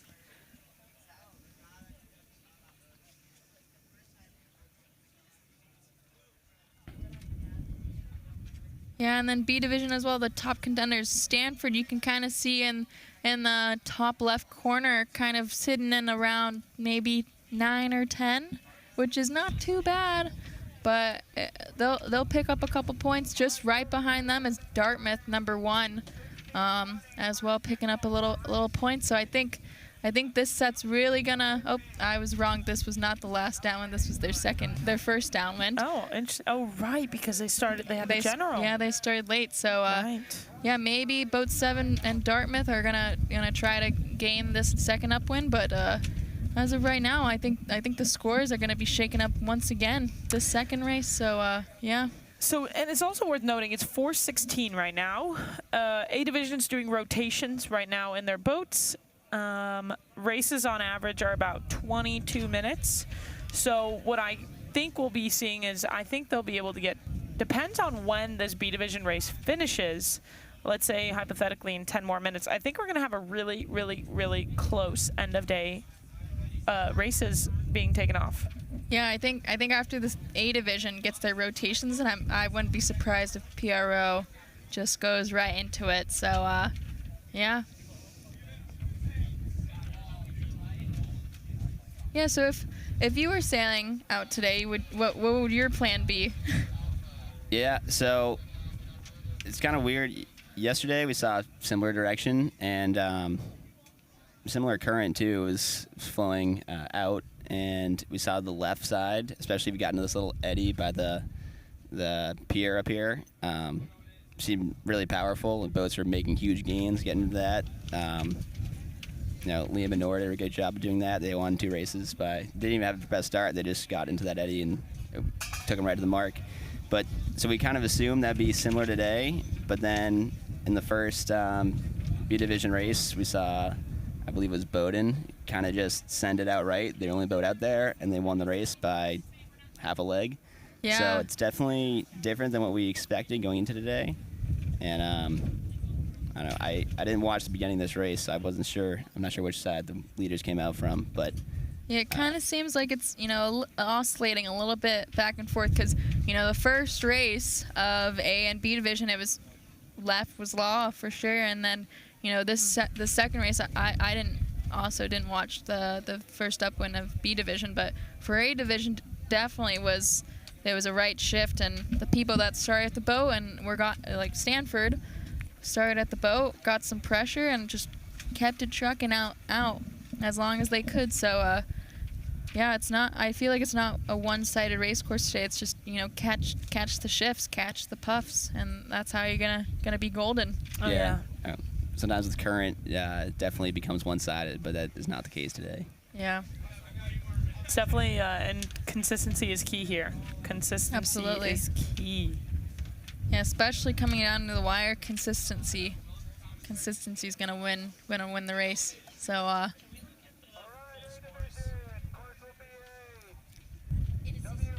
yeah, folks, here, if you hear now, PRO's just announced that they're going to start A Division's sequence. So, like I said, he's just getting right into it. Gonna get these races up. I'm pretty sure he's gonna try to get 4 races in. So, I'm pretty optimistic about it. I think he's gonna do it. So, yeah. Yeah, I think they'll definitely get 2 more A races in, but that last B division race will be pretty hard. Yeah.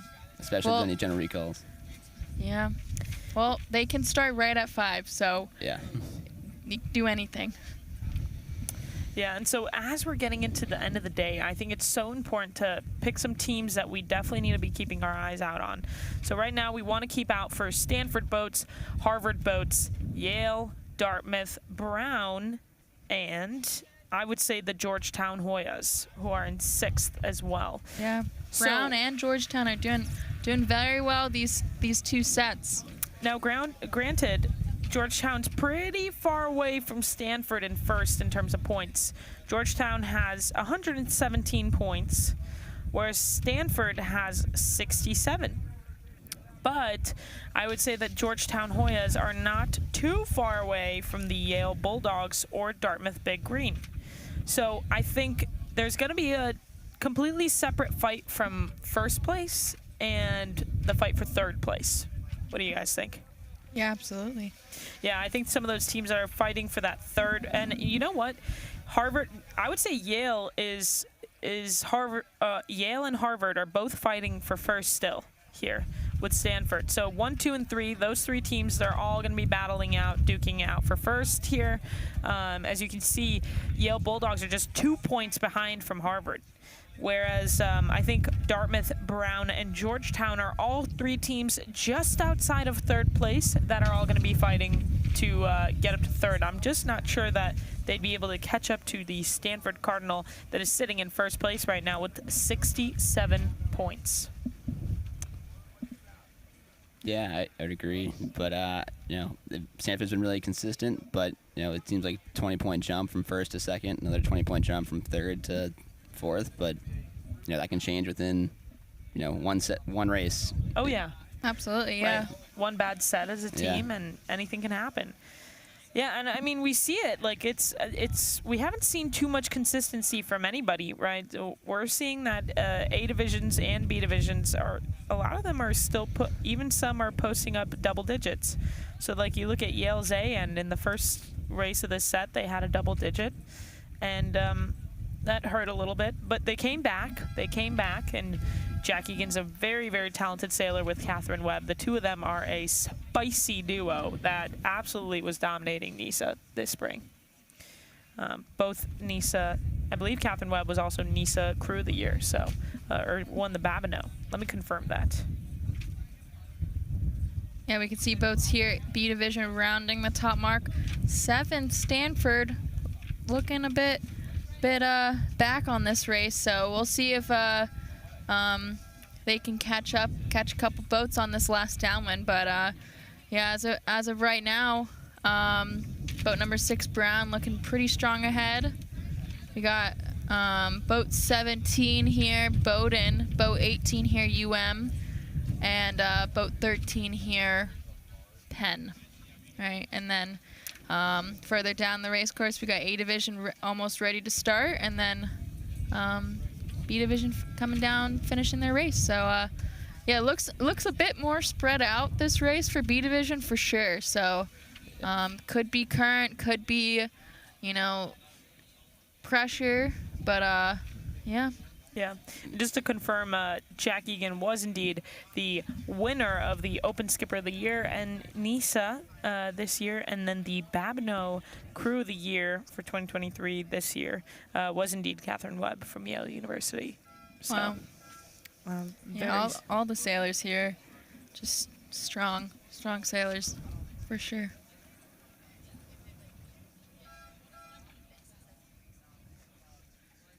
Yeah, as we can see here, guys, it's boat 6, boat 4, Boston College, boat 3, Georgetown, boat 15, Yale, boat 14, Tufts, and boat, I can't see, I'm not sure which boat that is, but you know, those are the leading pack here, top 5 at the moment.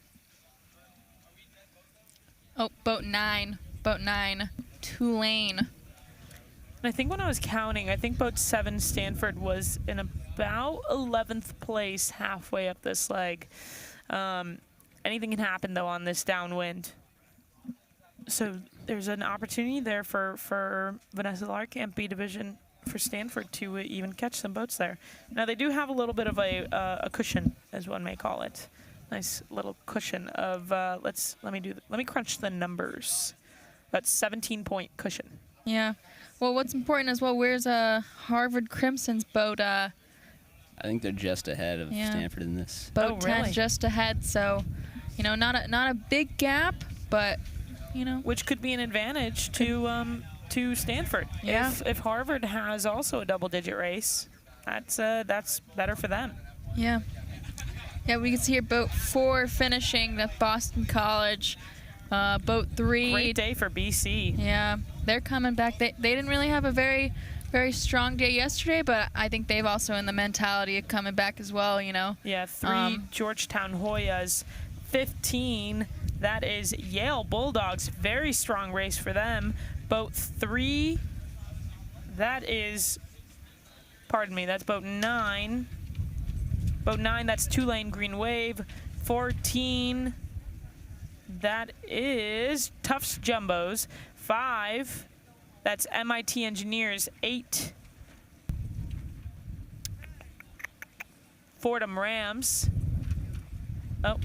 Yeah, boat 1, Dartmouth. Boat 10, Harvard. Just finishing in front of Vanessa. There she is. Boat 7, finishing. So it looks like Harvard, what was that? Dartmouth, Harvard, and Stanford all finished right next to one another. Yale, though, had a stellar race here. And Yale was just 2 points behind Harvard. So there's potential that Yale just sailed themselves into second place right now.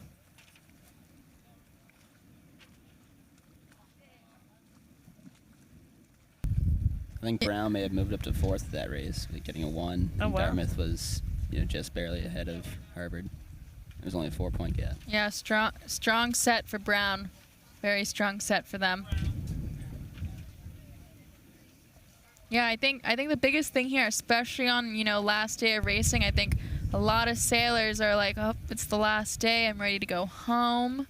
Last day, it's mentally it's hard not to, keep that point score in your head. And I think, the winners that are going to come out of today are the ones that aren't thinking about the points, just trying to advantage themselves as much as possible. Yep, as you can see here now, B Division's going to rotate, and they're going to, for sure, going to go right into their third race of today. It's 4:27, so we got about half an hour left of racing. So hopefully we can get 2 more races in for B Division, and A Division is now underway on their third race, about halfway upwind. So I'm pretty optimistic that we can get 4 races in, don't you think? Yeah, we only need to start the last race by 5 o'clock. So, started at 4:59. That's good. That's solid. Yeah. All right, So. coaches, anticipate a next start for Bravo in approximately 6 minutes. Yep, as you heard there, about 6 minutes for B Division to do some rotations, and then Pierrot's gonna go right into the sequence. Yesterday's round the roller mark. Please effect your rotation quickly. Yep, you can see here Pierrot's being very very impatient about the rotations, and as he should. He's trying to get these races underway. So yeah, hopefully, sailors get their snacks if they got to change sailors, and change boats. So yeah. Yeah, there's not a lot of time for coaching out here. No, absolutely not. And I feel like there's not much to coach about. I feel like today is a pretty not easy day to say, but if I was coaching, I'd give them the pretty simple facts of what sailors should need to be doing. Their focus. All right, we got some updated scores, overall standings for the Open Nationals here. So we see here Yale has jumped up to second. We got Stanford still holding their lead for a 21 points. That's a nice cushion. Actually, not 21 points. 11 points, my bad. That's a pretty nice cushion. So Stanford's still leading here with 79 points. Then we fall with Yale with 90 points. They moved up to second. Harvard with 94 points, moving down just a bit. And Brown moving up to fourth. Nice job, guys. Fifth, we got Dartmouth with 114. Georgetown with 120. Coast Guard with 144. Tulane with 147. Bowdoin with 156. Tufts with 158. MIT Engineers with 164. Boston College with 172. Fordham Rams with 173. URI Rams with 181 points. Yeah, so, points are tight. One bad race can really switch up the scores. Brown is really strong on their comeback today. Yale as well. So we'll see how the standings go, but anything can happen in these next two races. So, yeah. Yeah. Yeah, and nationals, anyone can win a race, anyone can get last in a race. So. Absolutely. So now we got boat number 6, the Brown Bears, your teammate, Liam O'Keefe. If you want to ask him some questions, hello. Can you hear us? Hello. Hey, Liam. Nice race. How you doing, Jed? I'm doing great. Thank you. Thank you. Oh, we can see you're rotating boats right now, so we'll give you a moment. Sec.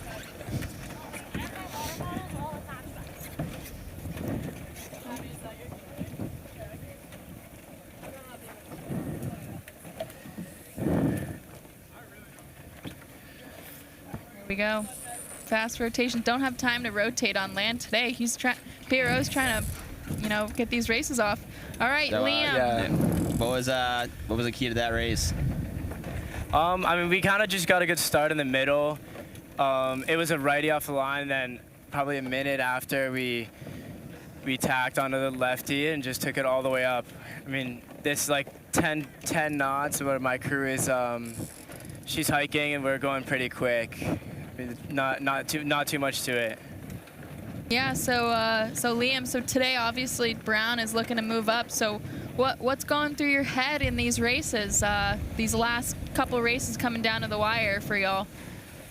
Not much. I'm trying not to think about the results too much. It's my first nationals, so I just want to pretty much do as well as I can, and hopefully we can get as close to winning as possible. Yeah, that's a good mindset. I can't really control my other teammates, so I just have to worry about how my performance and my crew's performance. Yeah, absolutely. That's a really good mindset, Liam. Well, keep it up. You guys have been killing it, so Good luck. Yeah. Go get them. Thank you.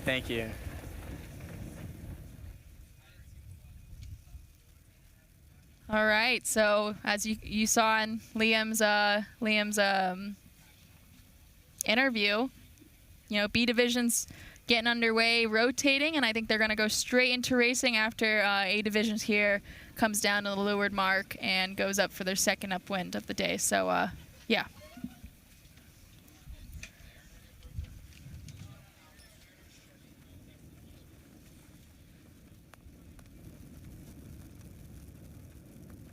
The A division race, boat 17 is a really big lead in this downwind. Yeah, absolutely. That's Coast Guard Bears leading this race. Another team that's doing some comeback today. Yeah, they're doing pretty well on this downwind. I didn't get to see the first upwind, but yeah, going fast. Another team to watch for the top 5 today. Absolutely. And then we got boat 2.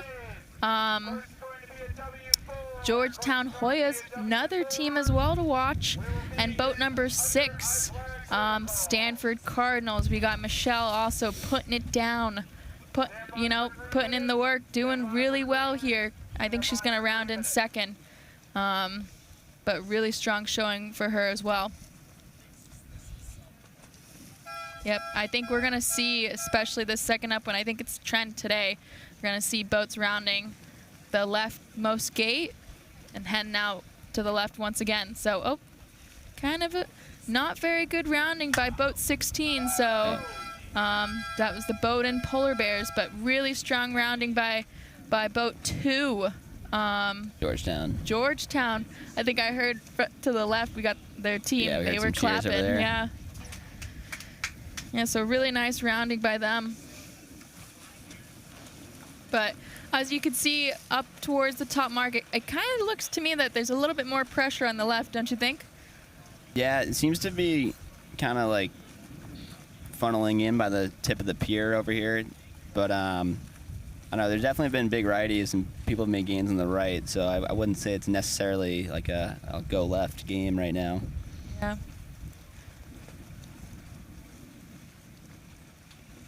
There's also a lot of current lines out here. It's kind of hard to tell what the current's doing on each side of those. But I mean, this can be crucial for determining your race strategy. Yeah, absolutely. Yeah, we got boat 2 here. Georgetown Hoyas crossing over. Boat. We'll see if they'll cross boat 14. That's the Yale Bulldogs coming from the right. So yeah. We'll see. I think it's going to be a duck or it's going to be a tack. Let's see. Yeah. Hoya. Looks like 14 it's going to be. Yep. It's going to be a duck. And lead out. No. Was that a foul? I don't know. That was a pretty close duck/tack cross situation. So, yeah. Yep. We got boats here flopping back onto port. Seems to me it could be a left shift. Got boat 6 here crossing most of the fleets. That's the Stanford Cardinals. Michelle Larkamp putting it down. Yeah, 6 looks pretty good on the rest of the fleet. Yeah, boat 6 and boat 17 Coast Guard Bears look really strong on the fleet. Looks like they're in a little bit more pressure as well. The crew's kind of hiking out. So yeah, let's see. Let's see if Michelle can catch up to them. So I feel she's looking really strong. She's yep, you can see here, I think they've hit a little bit of pressure and they've kind of wound up a little bit. So yeah.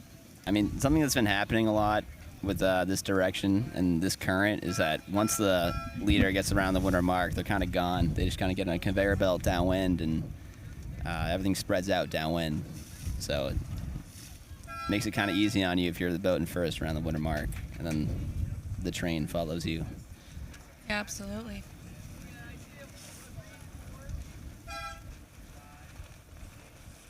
Yeah, you see boat number 6. Got the crew looking back, seeing how the fleet looks, telling Michelle what's going to happen next. So, yeah.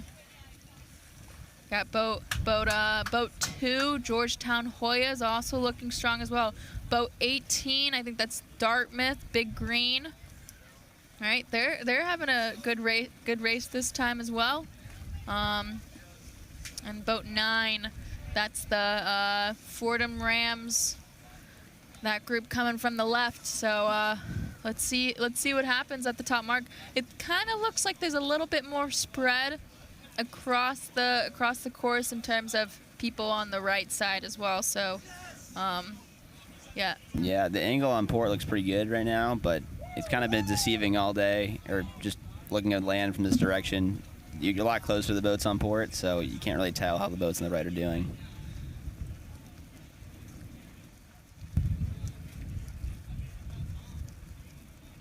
Yeah. Yeah, we could see here.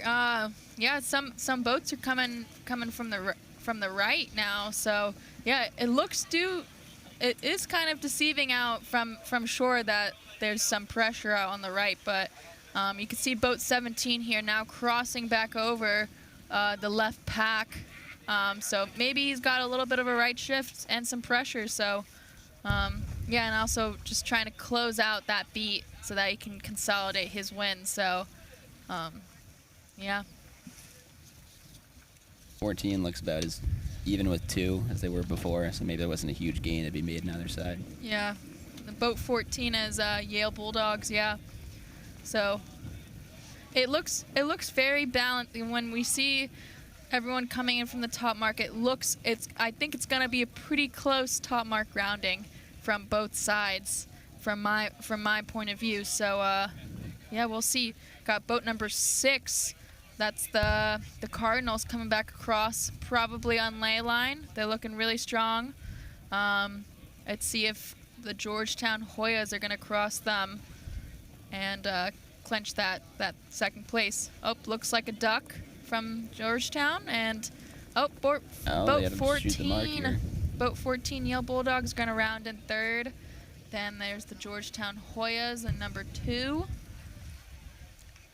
Yep, Coast Guard. Yeah, like you said earlier, if you're in first place and you round that top mark, it's just a conveyor belt. You're going to be launched, and it looks like Coast Guard looks very comfortable after this top mark rounding for sure. All right, we got boat number 2, Georgetown Hoyas rounding the mark. Boat 15, that's the Tufts big jumbos. 9, we have Fordham Rams. 18. That looks like Fordham had a spin here. Oh, they hit the mark. Dartmouth and boat 18. 13, we got St. Mary's Seahawks. Yeah, it looks like a close rounding for that middle group here. So, yeah. Yep, got boat 5. Boston College. 11, Harvard. Gonna be a little bit of a digger for this race for Harvard. It's gonna be a tough one to catch up. So we'll see how they go. And then boat 4.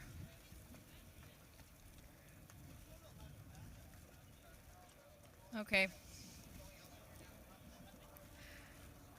And then we got boat 10. Navy. I think they had to spin. So yeah. There we go. B Division's off on their first upwind as well.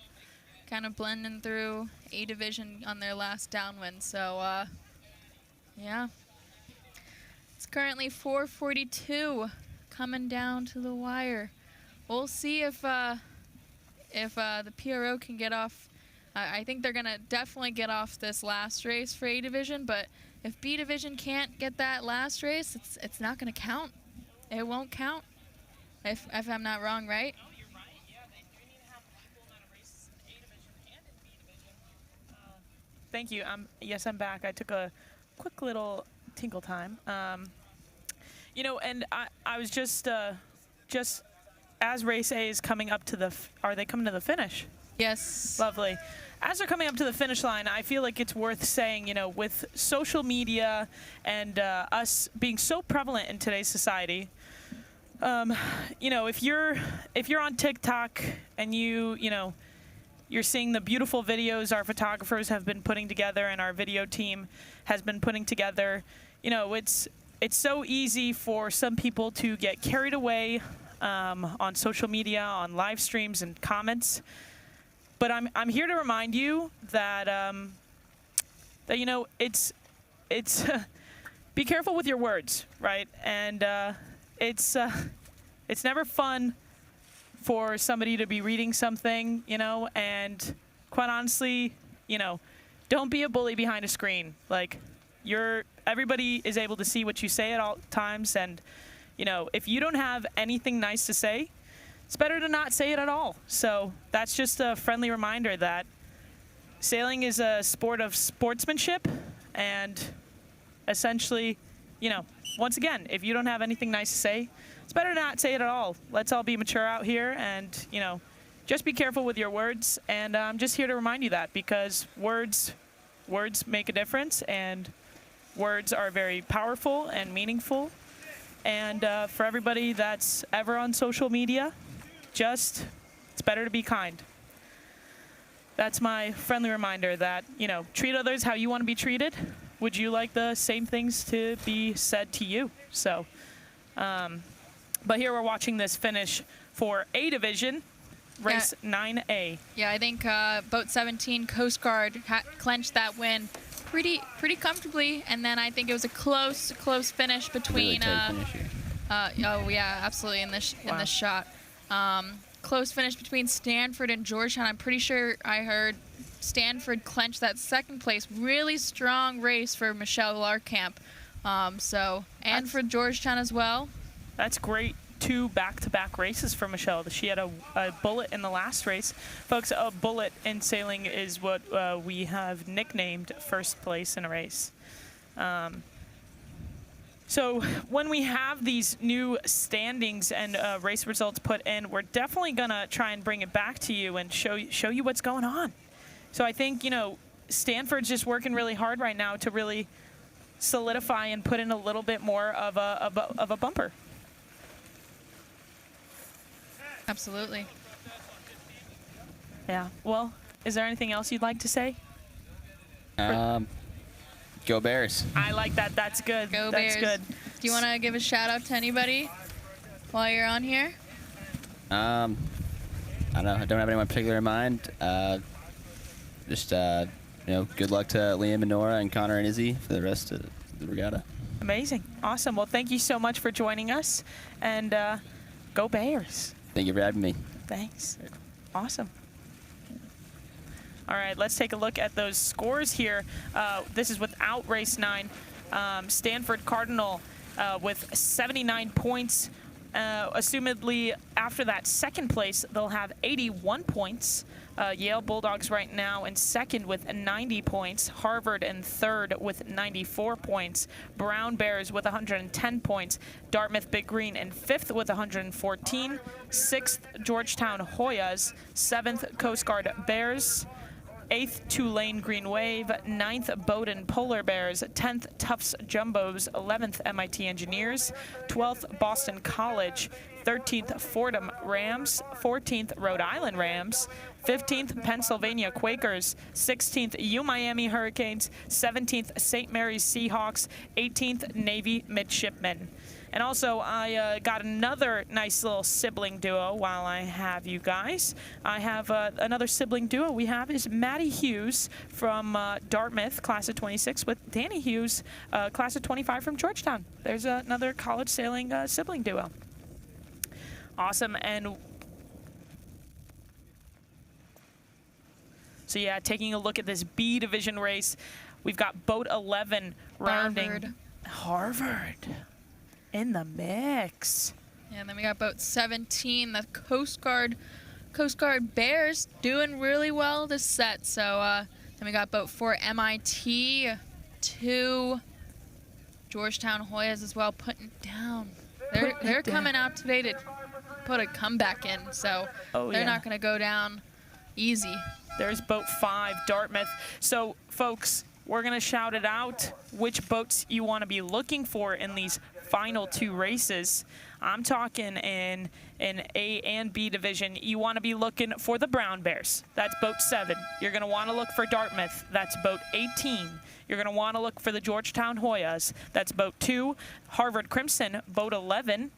And Stanford, boat 6 as well as the Yale Bulldogs in boat 14 in these final two races as we're coming up to the cutoff time. Those are the boats you're going to want to be looking for. Again, that's going to be the Brown Bears, boat 7, Dartmouth 18, Georgetown 2, Harvard 11, Stanford 6, and Yale 14. Let's go ahead and take a look. I see 14. There's Yale kind of out right there. I'm looking for Stanford, boat 6 in this race.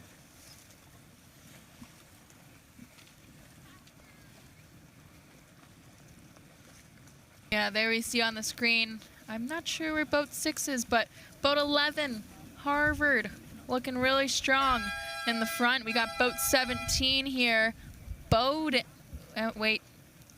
Coast Guard, sorry about that. Coast Guard in the mix. Those two leaders of this race currently. There's boat 6. Yeah. Right next to boat 1. Yeah. Boat 1, Miami. So let's see if boat 6 can pick up a couple more boats this upwind. But yeah, look, it looks as the day goes on a little bit more spread out for the fleet. I think they're a little bit farther away from the wall. I think the current line's kind of gone away. I don't really see very much of it. And I think it's a little bit more patchy, so being able to connect the puffs, connect the shifts, I think that's what's golden today. And you heard from Liam earlier, he had a really nice start, middle of the line towards the boat, had a right shift, and then towards the middle of the upwind, got a nice left shift, took that left shift and advantaged on the fleet. So yeah. I think big things for today are, where's the puff? Where's the puffs coming from? Communicating with your crew, and then, taking advantage of those lifts and those headers. So yeah, and so we're taking a look. Boat 6, Stanford, in B division race is looking like they're a little bit put back here. Just hitting the left here, hopeful of getting some nice current relief out left, but it looks like they're a little bit further back this race. Looks like they might come out ahead of those right-hand boats, but definitely, actually, I'm like, not too bad. Yeah, I think, as the races come down, I think going through their head, they're a little bit further behind, so maybe taking a little bit of a risk out from the rest of the fleet. So right. and they're looking pretty strong right now. You could they're a little bit out of frame here from from 5, so they're a little bit farther left, but boat 5 looks really fast and some pressure right now. Boat number 5 is not sure. So let's go ahead and take a look at the scores here. So right now in first, we have the Stanford Cardinal with 81 points. Now, we'll see how this B division race goes out for Stanford, but right now they're looking like they may be in the top 10 in this race. They are currently sitting 12 points ahead of the Yale Bulldogs, who in this B division race seem to be, I would say, top 5. In third, we have the Harvard Crimson with 110 points. In fourth, the Dartmouth Big Green with 122 points. In fifth, Brown Bears with 123 points. They're 1 point outside of fourth and 13 points outside of third. And sixth, the Georgetown Hoyas with 124 points. Folks, those are the 6 teams you want to be looking for, because we've got a battle for first place right now, and we have a solid battle going for that third place. The top 6 boats are the most important boats to be looking for. Boat 6, there you see it. Stanford Cardinal, Vanessa Larkamp on the left-hand side here, but this may be even a double-digit finish for her, which could mean that, that could mean that they may. Let's see where Harvard is, because Harvard's Yale Bulldogs right behind them. So Yale is in boat 14, also potentially rounding a little bit further behind. I'm still not even seeing 14 coming up here. I see 18, 8. We're looking for boat 14, Yale. It's really kind of going to be coming down to that match race sort of There we go. Georgetown Hoyas, happy as they can be. There's 14 actually along with boat 6 Stanford. They may both be getting a double digit here. So Stanford right now, what they want to do is they want to keep whoever is in second and third behind them. And that's exactly what she's doing right now. She sees boat 14 and she's like, I just need to make sure I'm beating boat 14. And in third is Harvard, boat 11. I believe 11 has already rounded the mark. So essentially, these final races are really going to be like a match race to the finish line. Charlotte, what do you think of that? Yeah, for sure. It's coming down to it, and I think, you know, everyone's on the edge of their seats. I'm on the edge of my seat, and I think everyone else is here as well around us. I can see to my left, Georgetown Hoya's got their binos on, making sure where's my teammate, how are they doing. So I think, you know, the last race is coming down, and it's gonna be a tight one for sure, for sure. Boy. And that was just a spin from boat 13. Boat 6 Stanford still sitting ahead of 14. 14 is choosing to go towards the finish line pin. Stanford kind of splitting off from them, just saying, I'm going to go on a wing. I'm just going to go straight right now. And I just need to get to this finish line. I'm going to avoid the crowd of boats coming up wind. I just want clean air, and I just want to send it down.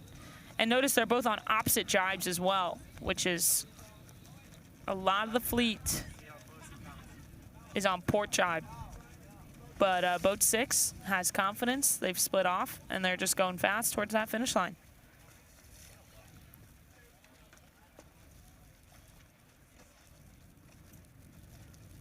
Charlotte, you're in a match race for the fight of the trophy. What are you doing?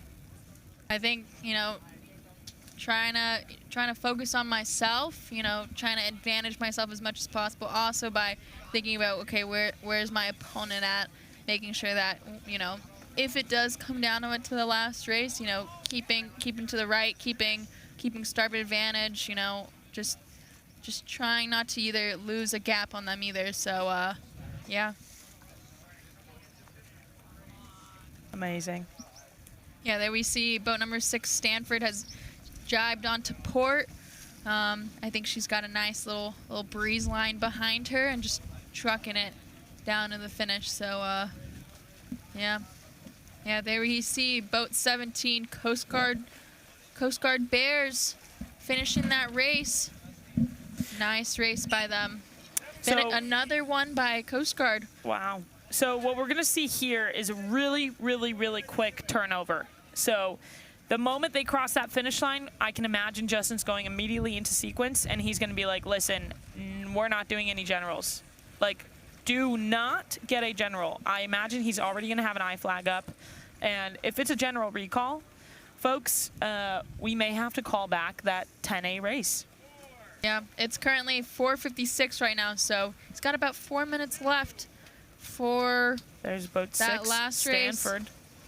Boat 6 Stanford, just look at that calm, cool composure Vanessa Larkamp has as she's driving. Just absolutely pedal to the metal. She's like, I know what I got to do. I just need to stay calm, sail fast, and help lock this in. I can imagine Kyle is just ready for these boats to cross this finish line. He's like, come on, come on, come on, come on, come on, come on. You could see in this shot, boat 14 here, Yale Bulldogs and Stanford, you know, head to head coming down to this finish, trying to go as fast as possible. Who's gonna get it? Who's gonna get this 1 point ahead? Who's gonna do it? Who's gonna do it? Who's gonna do it? We're gonna hear it.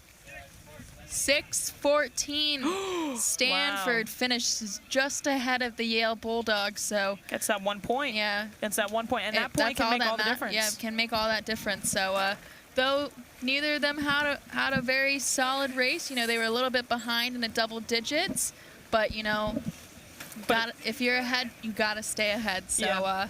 And the biggest respect to, you know, the two of those ladies just had game faces on, and just they looked so calm even in that moment. So the greatest respect. And now we'll see Kyle, I can imagine, is going to start the sequence as soon as possible. Folks, in this A division race, you can hear the Georgetown Hoyas are absolutely stoked. Just cheering on as loud as possible. I'm just taking a look here, and I'm seeing that's got to be the Georgetown Hoyas rounding in first. In second, rounding is 17. In third, 14th. In third, 1, 2, 3. Sorry, guys, I got to count. I lose track. Then we've got boat 4, boat 3, and boat 5, 18. Did I miss one? Hold up. Oh.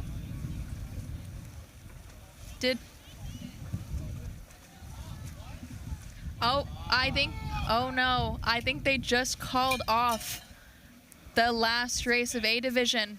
I don't think that B division's gonna, yeah, it's 4:58. PRO has no more time to start the last race for B division. That means that for A division that they were on their first downwind, they abandoned the race. So that's it. All right, folks, wait up. That's the regatta. Just give us 1 second. We're going to refresh our scores here, folks. Oh my goodness. That's it. Wow. That's actually looking good because I'm going to be honest. I was looking at this upwind with my binos, my incredible binos, and it looked like Stanford boat 6 was actually rounding pretty far back in the fleet. So let's get those scores as soon as, you know, we want to keep you guys posted, but it looks like Stanford Cardinal may have clinched the win here. Welcome to sailing. Stay tuned, folks. We will make sure to get you that live update as soon as we can. Wow. Yeah, really, yeah. Down to the wire. It's 5 o'clock. Wow. That's the cutoff time, folks. Wow. Wow. Yeah, as you can see here, boats are sailing in. That's it. That's a wrap, guys. That's crazy. Give us 1 second, folks.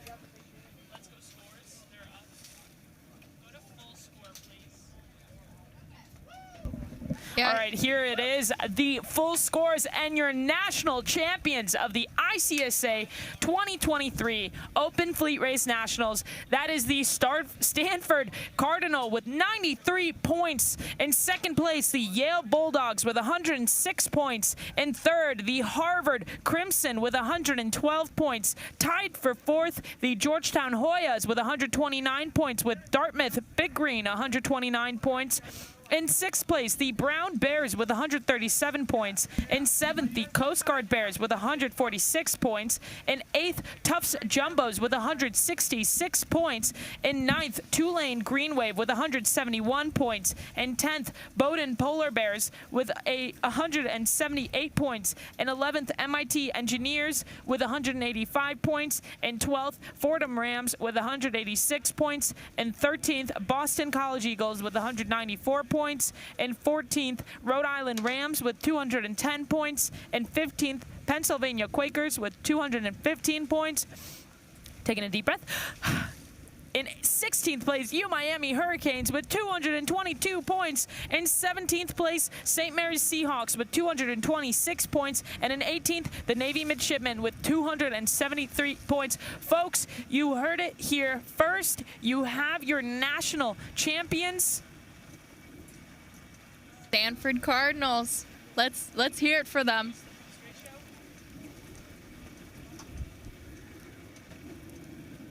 Wow, that's just amazing that, you know, both sisters winning the women's fleet race. Second and now, at the team race. And now winning the Open Fleet Race. That is just amazing. And just taking a look, at Michelle Larkamp. She has won A division at the Nationals. She is Stanford Cardinal, Michelle Larkamp, 23, and mustn't forget her amazing crew, Ellie Harned, class of 26th. Harvard University in second in A division. That is Lachlan McGranahan, class of 24, and Christopher Wang, class of 23. And then third place in A division, Georgetown University Hoyas, Mariner Fagan, and Emily Panarella. And then in B division, we have winning B division. Another lady. We have two ladies winning the divisions. In first place in B division, we have the Yale University. Beautiful, look at that. Michelle Larkamp holding up the 1. Go Cardinal. Amazing. Yeah! Oh, yeah! Woo! Amazing, and in they go. Lovely celebration. Stanford has been doing some swimming at these nationals. We absolutely love this. In first place in B division, we had Yale University Bulldogs, Carmen Coles, Anisha Arcott, and Stanford University's Cardinal Vanessa Larkamp. And third, only a freshman, and she has claimed 2 national titles in just her freshman year with her amazing crew, Abigail Tyndall, a senior. Oh, there they go. I think they're going to celebrate. Amazing. Swimming towards the B division boat. Second place in B division was the Brown University Bears, also a freshman, Liam O'Keefe and Nora Ong. But look at this celebration. How beautiful. Congratulations to the Stanford Cardinal. Look at them jumping. Woo! That is amazing. Absolutely incredible. What a performance put up by Stanford. Just clinching that right by the cutoff time. Absolutely spectacular. We're talking an all-women's winning team of the Open Fleet Race National Championship in 2023. An all-women's team. That is just amazing. Yeah. I'm speechless. I didn't even sail, and I'm super stoked for them. Just absolutely stoked for them. Great job, great performance. The past 11 days, that entire team, just amazing performance by them. Yeah. Amazing sailing. You know. Yeah, let's talk about the fact that they have been sailing for 11 straight days. These women have been sailing for 11 straight days. Absolutely phenomenal performance by the Stanford Cardinal. And this could perhaps be the win that, you know, today we're going to be awarded the College Sailor of the Year. There's a chance that Michelle Larkamp, after the performance she has put up, that she may be clinching the title for College Sailor of the Year. Yeah, this must be a especially great feeling for Michelle Larkamp and Abigail Tyndall to finish off their senior year and to be able to do so successfully these past couple days must feel really great, leaving college sailing and making great memories with their teammates. So and also just making waves. I mean, they're showing everyone that it can be done. It can be done. That team has worked so hard, and that's so evident. And they're just showing hey, we're these incredibly talented women, and we can absolutely put on a clinic at the Nationals. Absolute clinic.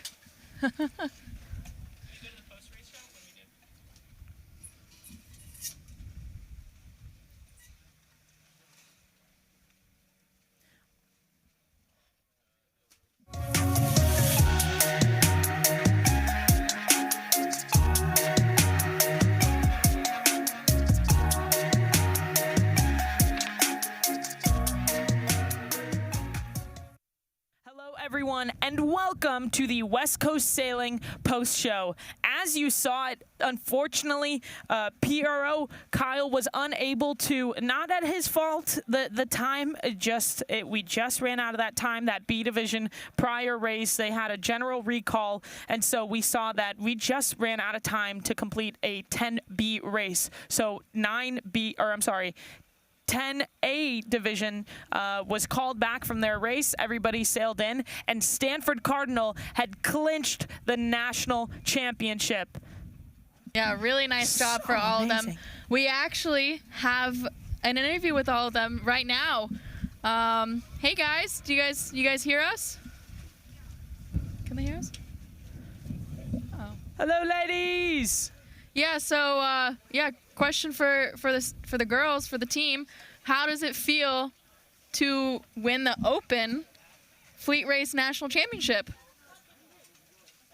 1 second, folks. Just hold on to your horses. They've been doing a lot of celebrating. They're Yes. a little wet from jumping in the water, so Exactly. So as you saw it, why don't we go ahead and take a quick look at some of these results that we have from today for the A division and B division.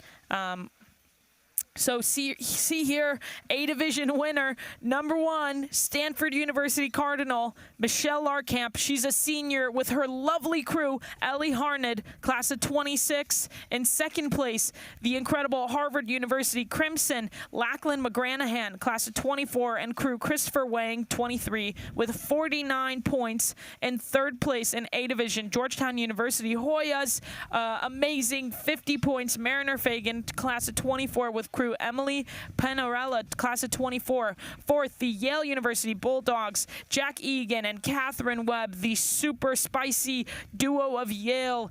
In fifth place, Dartmouth College, Big Green, 62 points. Boyd Bragg and his crew, Yumi Yoshiyasu, amazing duo. In sixth, we have the U.S. Coast Guard Academy Bears with 83 points. Nicholas Reeser, Daniel Knox, Daniel Neville, Jack Farrell. Sorry, I said after every single one of those. That's okay. In seventh place, University of Pennsylvania, Jordan Bruce and Shanti Choi Bose. Tied for eighth place, University of Rhode Island Rams, Kareem Erkman, Claire LaRoche.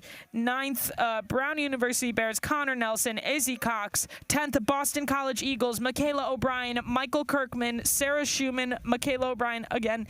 And 11th, Tulane University Green Wave, 93 points, Cameron Giblin, Andrea Ref Cole Gonzalez. And 12th, MIT Sam Bruce, Maya Prasad. And 13th, UMiami Hurricanes, Atlee Cole, Natalie Elder. And 14th, Tufts University Jumbos, Trevor Davis, Celia Byrne. And 15th, Fordham University Rams, Kenneth Korsig, Kirsten Healy. And 16th, Bowdoin College, Thomas Hall, Thibault Antoinette. Hattie Slayton, Megan Gonzalez. In 17th, St. Mary's College of Maryland, Leo Boucher, Ellie Sikowski. In 18th, U.S. Naval Academy, Gavin McJones, Cooper Walsh, Ellie Alex, Madeline Smith. And let's go ahead and take a look at that B division. But what stellar job by A. So close between all these teams. For B division, leading B division, Yale University Bulldogs, incredibly done with 47 points. Another woman, just two more set of women winning B division. Carmen Coles, class of 25, Anisha Arcott, 23. Feel electric for Anisha. She's a senior. In second, Brown University Bears, 51 points. Liam O'Keefe, Nora Ong. Liam, a freshman. Nora graduated. Must feel electric. Again, Stanford University Cardinal. In third place, Vanessa Larkamp, 26. She's a freshman. Abigail Tyndall, a senior. In fourth, the U.S. Coast Guard Academy, Coleman Schofield, Lauren O'Neill. Tied for fourth and fifth, Harvard University Crimson, Justin Callahan, Kennedy Leahley. Incredibly well done by a freshman once again. In sixth, Tufts University Jumbos, Ben Mueller, Henry Tyndall. In seventh, Dartmouth College, Big Green, Maddie Hawkins, Aisling Sullivan, another woman duo. Eighth place, Bowdoin College, Polar Bears, Christopher Lukens, Isabel Chitori. In ninth place, Tulane University, Green Wave, another woman duo, Ciara Rodriguez Haran, Jillian Perel. 10th place, Georgetown University Hoyas, Scott Mays, Addie Harris. 11th, Fordham University Rams, Patrick Dolan, Bella Rabeni. 12th place, MIT, Dana Haig, Gemma Schroeder, another woman duo. 13th, Boston College Eagles, Colleen O'Brien, Jack Redmond, Libby Redmond, John Jack Plavon, another woman skipper.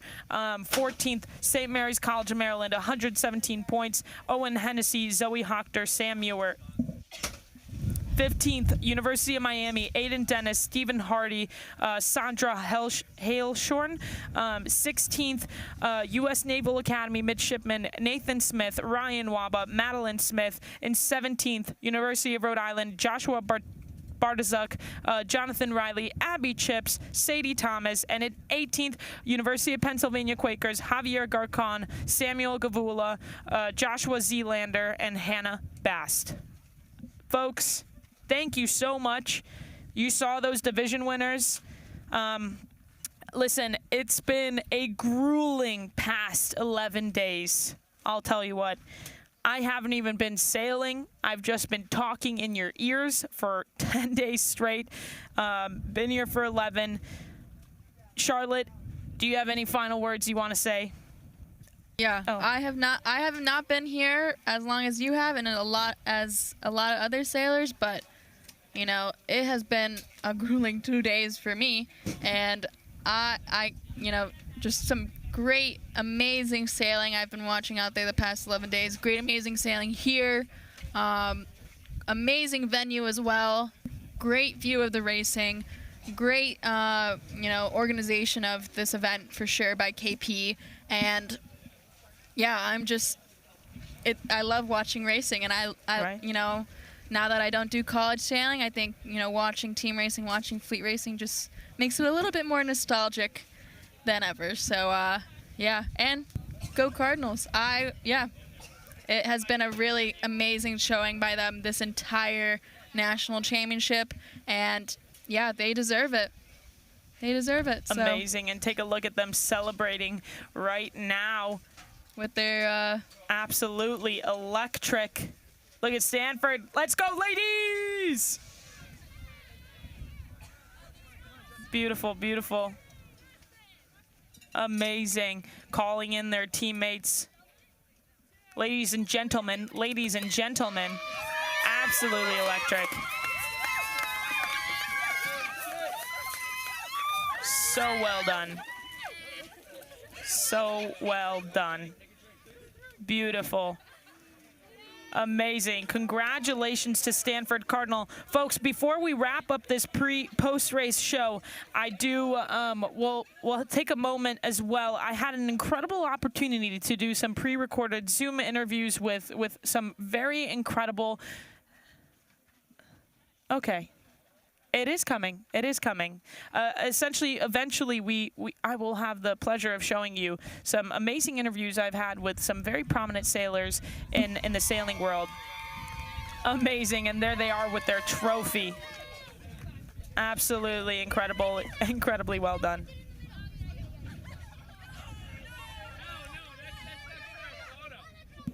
Yeah, so here they are celebrating their trophy, doing a little team. What is it called? Let's hear it, powwow. Powwow. Let's listen to them. Oh.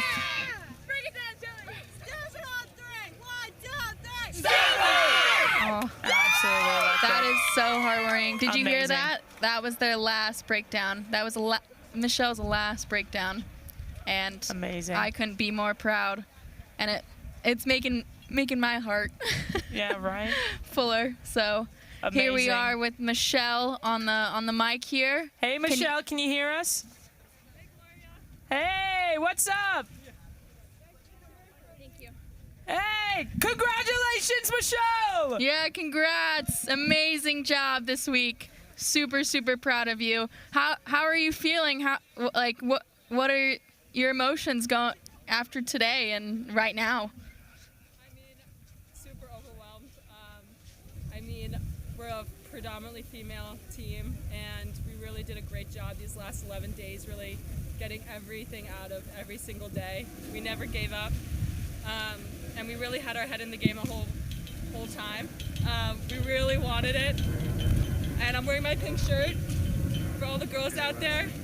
You can win A Heck division. yes! Okay. You can win a national championship. And you won Open Fleet. That's right. Yes, Michelle! Absolutely electric! Let's get it, Michelle! Amazing! Absolutely stellar job. I absolutely love it. Yeah. Michelle, what can you say to all those little girls that are watching you right now? Never give up. Don't tell anyone that you can't do it. And always see yourself as equal. Okay? Absolutely. Love you all. Michelle, I think I'm about to cry. Yeah, I'm about to cry, honestly. Jeez. Michelle, sincerely from All Women in Sailing, we love you and thank you for all the work that you've done and, your teammates, that goes for all of them. And seriously, thank you so much and congratulations. Yeah, congrats, Michelle. Amazing job. Thank you. Oh my God, I'm like at tears. I know. That was amazing. That was absolutely electric. Seriously, so you heard it there. That's your A Division winner of the national championship, the Open Fleet Race National Championship. That is your winning team of the not only the Open Fleet Race National Championship, but of the Women's Fleet Race National Championship as well, winning in first the Stanford Crimson with 81 points. A massive, massive congratulations to the Stanford Crimson, and worth noting, Michelle and her younger sister and their crews have absolutely done it again. They have taken the cake. They're going home with the trophies. Yeah, they've absolutely dominated. And it just goes to show, like Michelle said, always think of yourself as equal, and a woman can do anything. And it's just amazing to hear. And she's just such a role model for, college sailors out there, younger girls out there, in sailing and whatever sports. And I wish her the best in her future endeavors, and whether it's, sailing or her Whatever it future may jobs, be. whatever it may be, Yeah. She is just an amazing role model, and she's done it. She is dominated.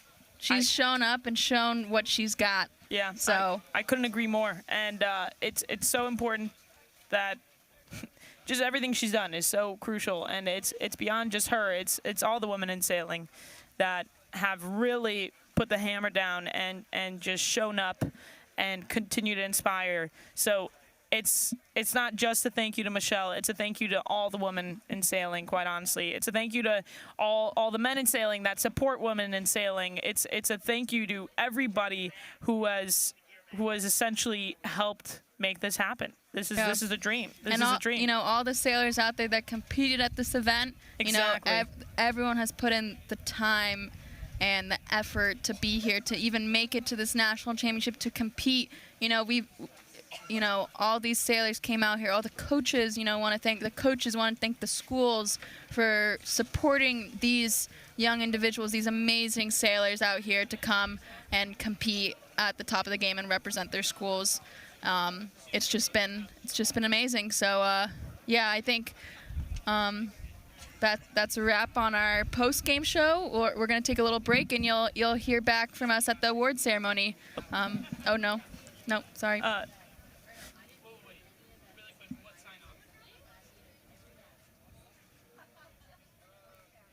Okay, so before we head out, I have a list of thank yous, I have to say. Like I said, I've been here for 11 straight days. I don't know how I still have a voice right now, but I have a list of people that I have to thank, which, for starters, is the U.S. Merchant Marine Academy for putting together an incredible event, and every single person that has worked so hard to make this happen. And one of those is especially Brendan Feeney, who was the one who was like, we want you back, after last year, and so on. And Caitlin, who's a lovely friend I've now made. And without a doubt, the entire Chris Love Productions team. I like, Chris has been directing such an incredible show. Chris Love himself and his teammates, Matt, Rodrigo, Evan, TJ, anybody else I may be forgetting. I have to say thank you to all my co-commentators, Spencer Kriegstein, Pearson Potts, Jack Parkin, Dave Perry, Sophia Reinecke, Charlie Lomax, Charlotte Rose. Without a doubt, I have to say thank you to the incredible photographers that are here every single day out on that water, and they are working, the entire production team, the camera team, the photographers, they're all working until midnight to make this happen. So thank you to the photographers, Alexi Pline and Ashley Dart. Please, if you share their photos, please give them credit for the work that they have put in, because they have gotten no sleep, as well as the production team, to help make all this happen, and so that you can cherish those photos and videos forever. I have to say thank you to all the amazing people, to all the amazing parents whose kind words every day have helped me push through these past 11 days. Thank you to any parents, because they have the hardest job ever, because they're the ones that have a sleepless and thankless job. all the parents here and watching from home are the ones that have been driving their kids to and from regattas and practice and sending their kids off to college. So thank you to all the parents. Thank you so much to all the coaches who have been nothing but incredibly kind and have worked so hard to get their sailors out here. Thank you, of course, to my prior coaches, Bill Ward and Adam Warblow. And I have some high school coaches here, Isaac Clark and so on. I have to say thank you to my own parents. Thank you to my own mom and dad who came to this country to give me a life full of opportunities and are easily the reason why I'm here today and have always told me to follow my dreams. So here I am. This is not even full-time what I do, but thank you to my sister who has always been my biggest protector. Thank you to all my friends that have been watching and supporting me. Big shout out to Yula and Hannah and Dyson and Marina and so many more. Thank you to my lovely new moms I've stolen in Newport for always supporting me and giving me love. Louisa Boatwright, I've stolen her from Georgetown alumni Victoria Boatwright while she lives in Germany. And thank you so much. And to the lovely Barbara Gradley, whose birthday it is today. So happy birthday, Barb, and I love you so much.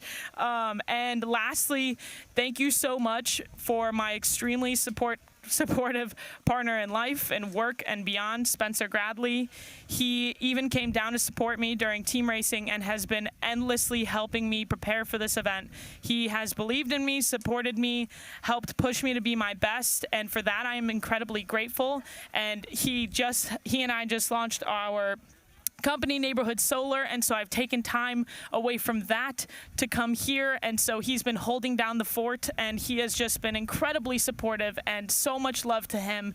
Thank you so much, and just thank you. If I forgot anybody, thank you so much for sticking around. Seriously, I love you all so incredibly much, and with that, we wrap up the West Coast Sailing post-race show. Thank you so much for having me again, folks.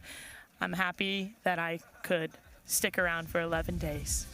Yeah, and lastly, thank you, Gloria, for being here for 11 days straight, talking for multiple hours on end. And we wouldn't get the entertainment if you weren't here. So thank you, Gloria. Thank you for inviting me, of course, to be on the show. Thank you for putting this all together and for everybody behind the scenes as well. So thank you so much, Charlotte. That's so sweet.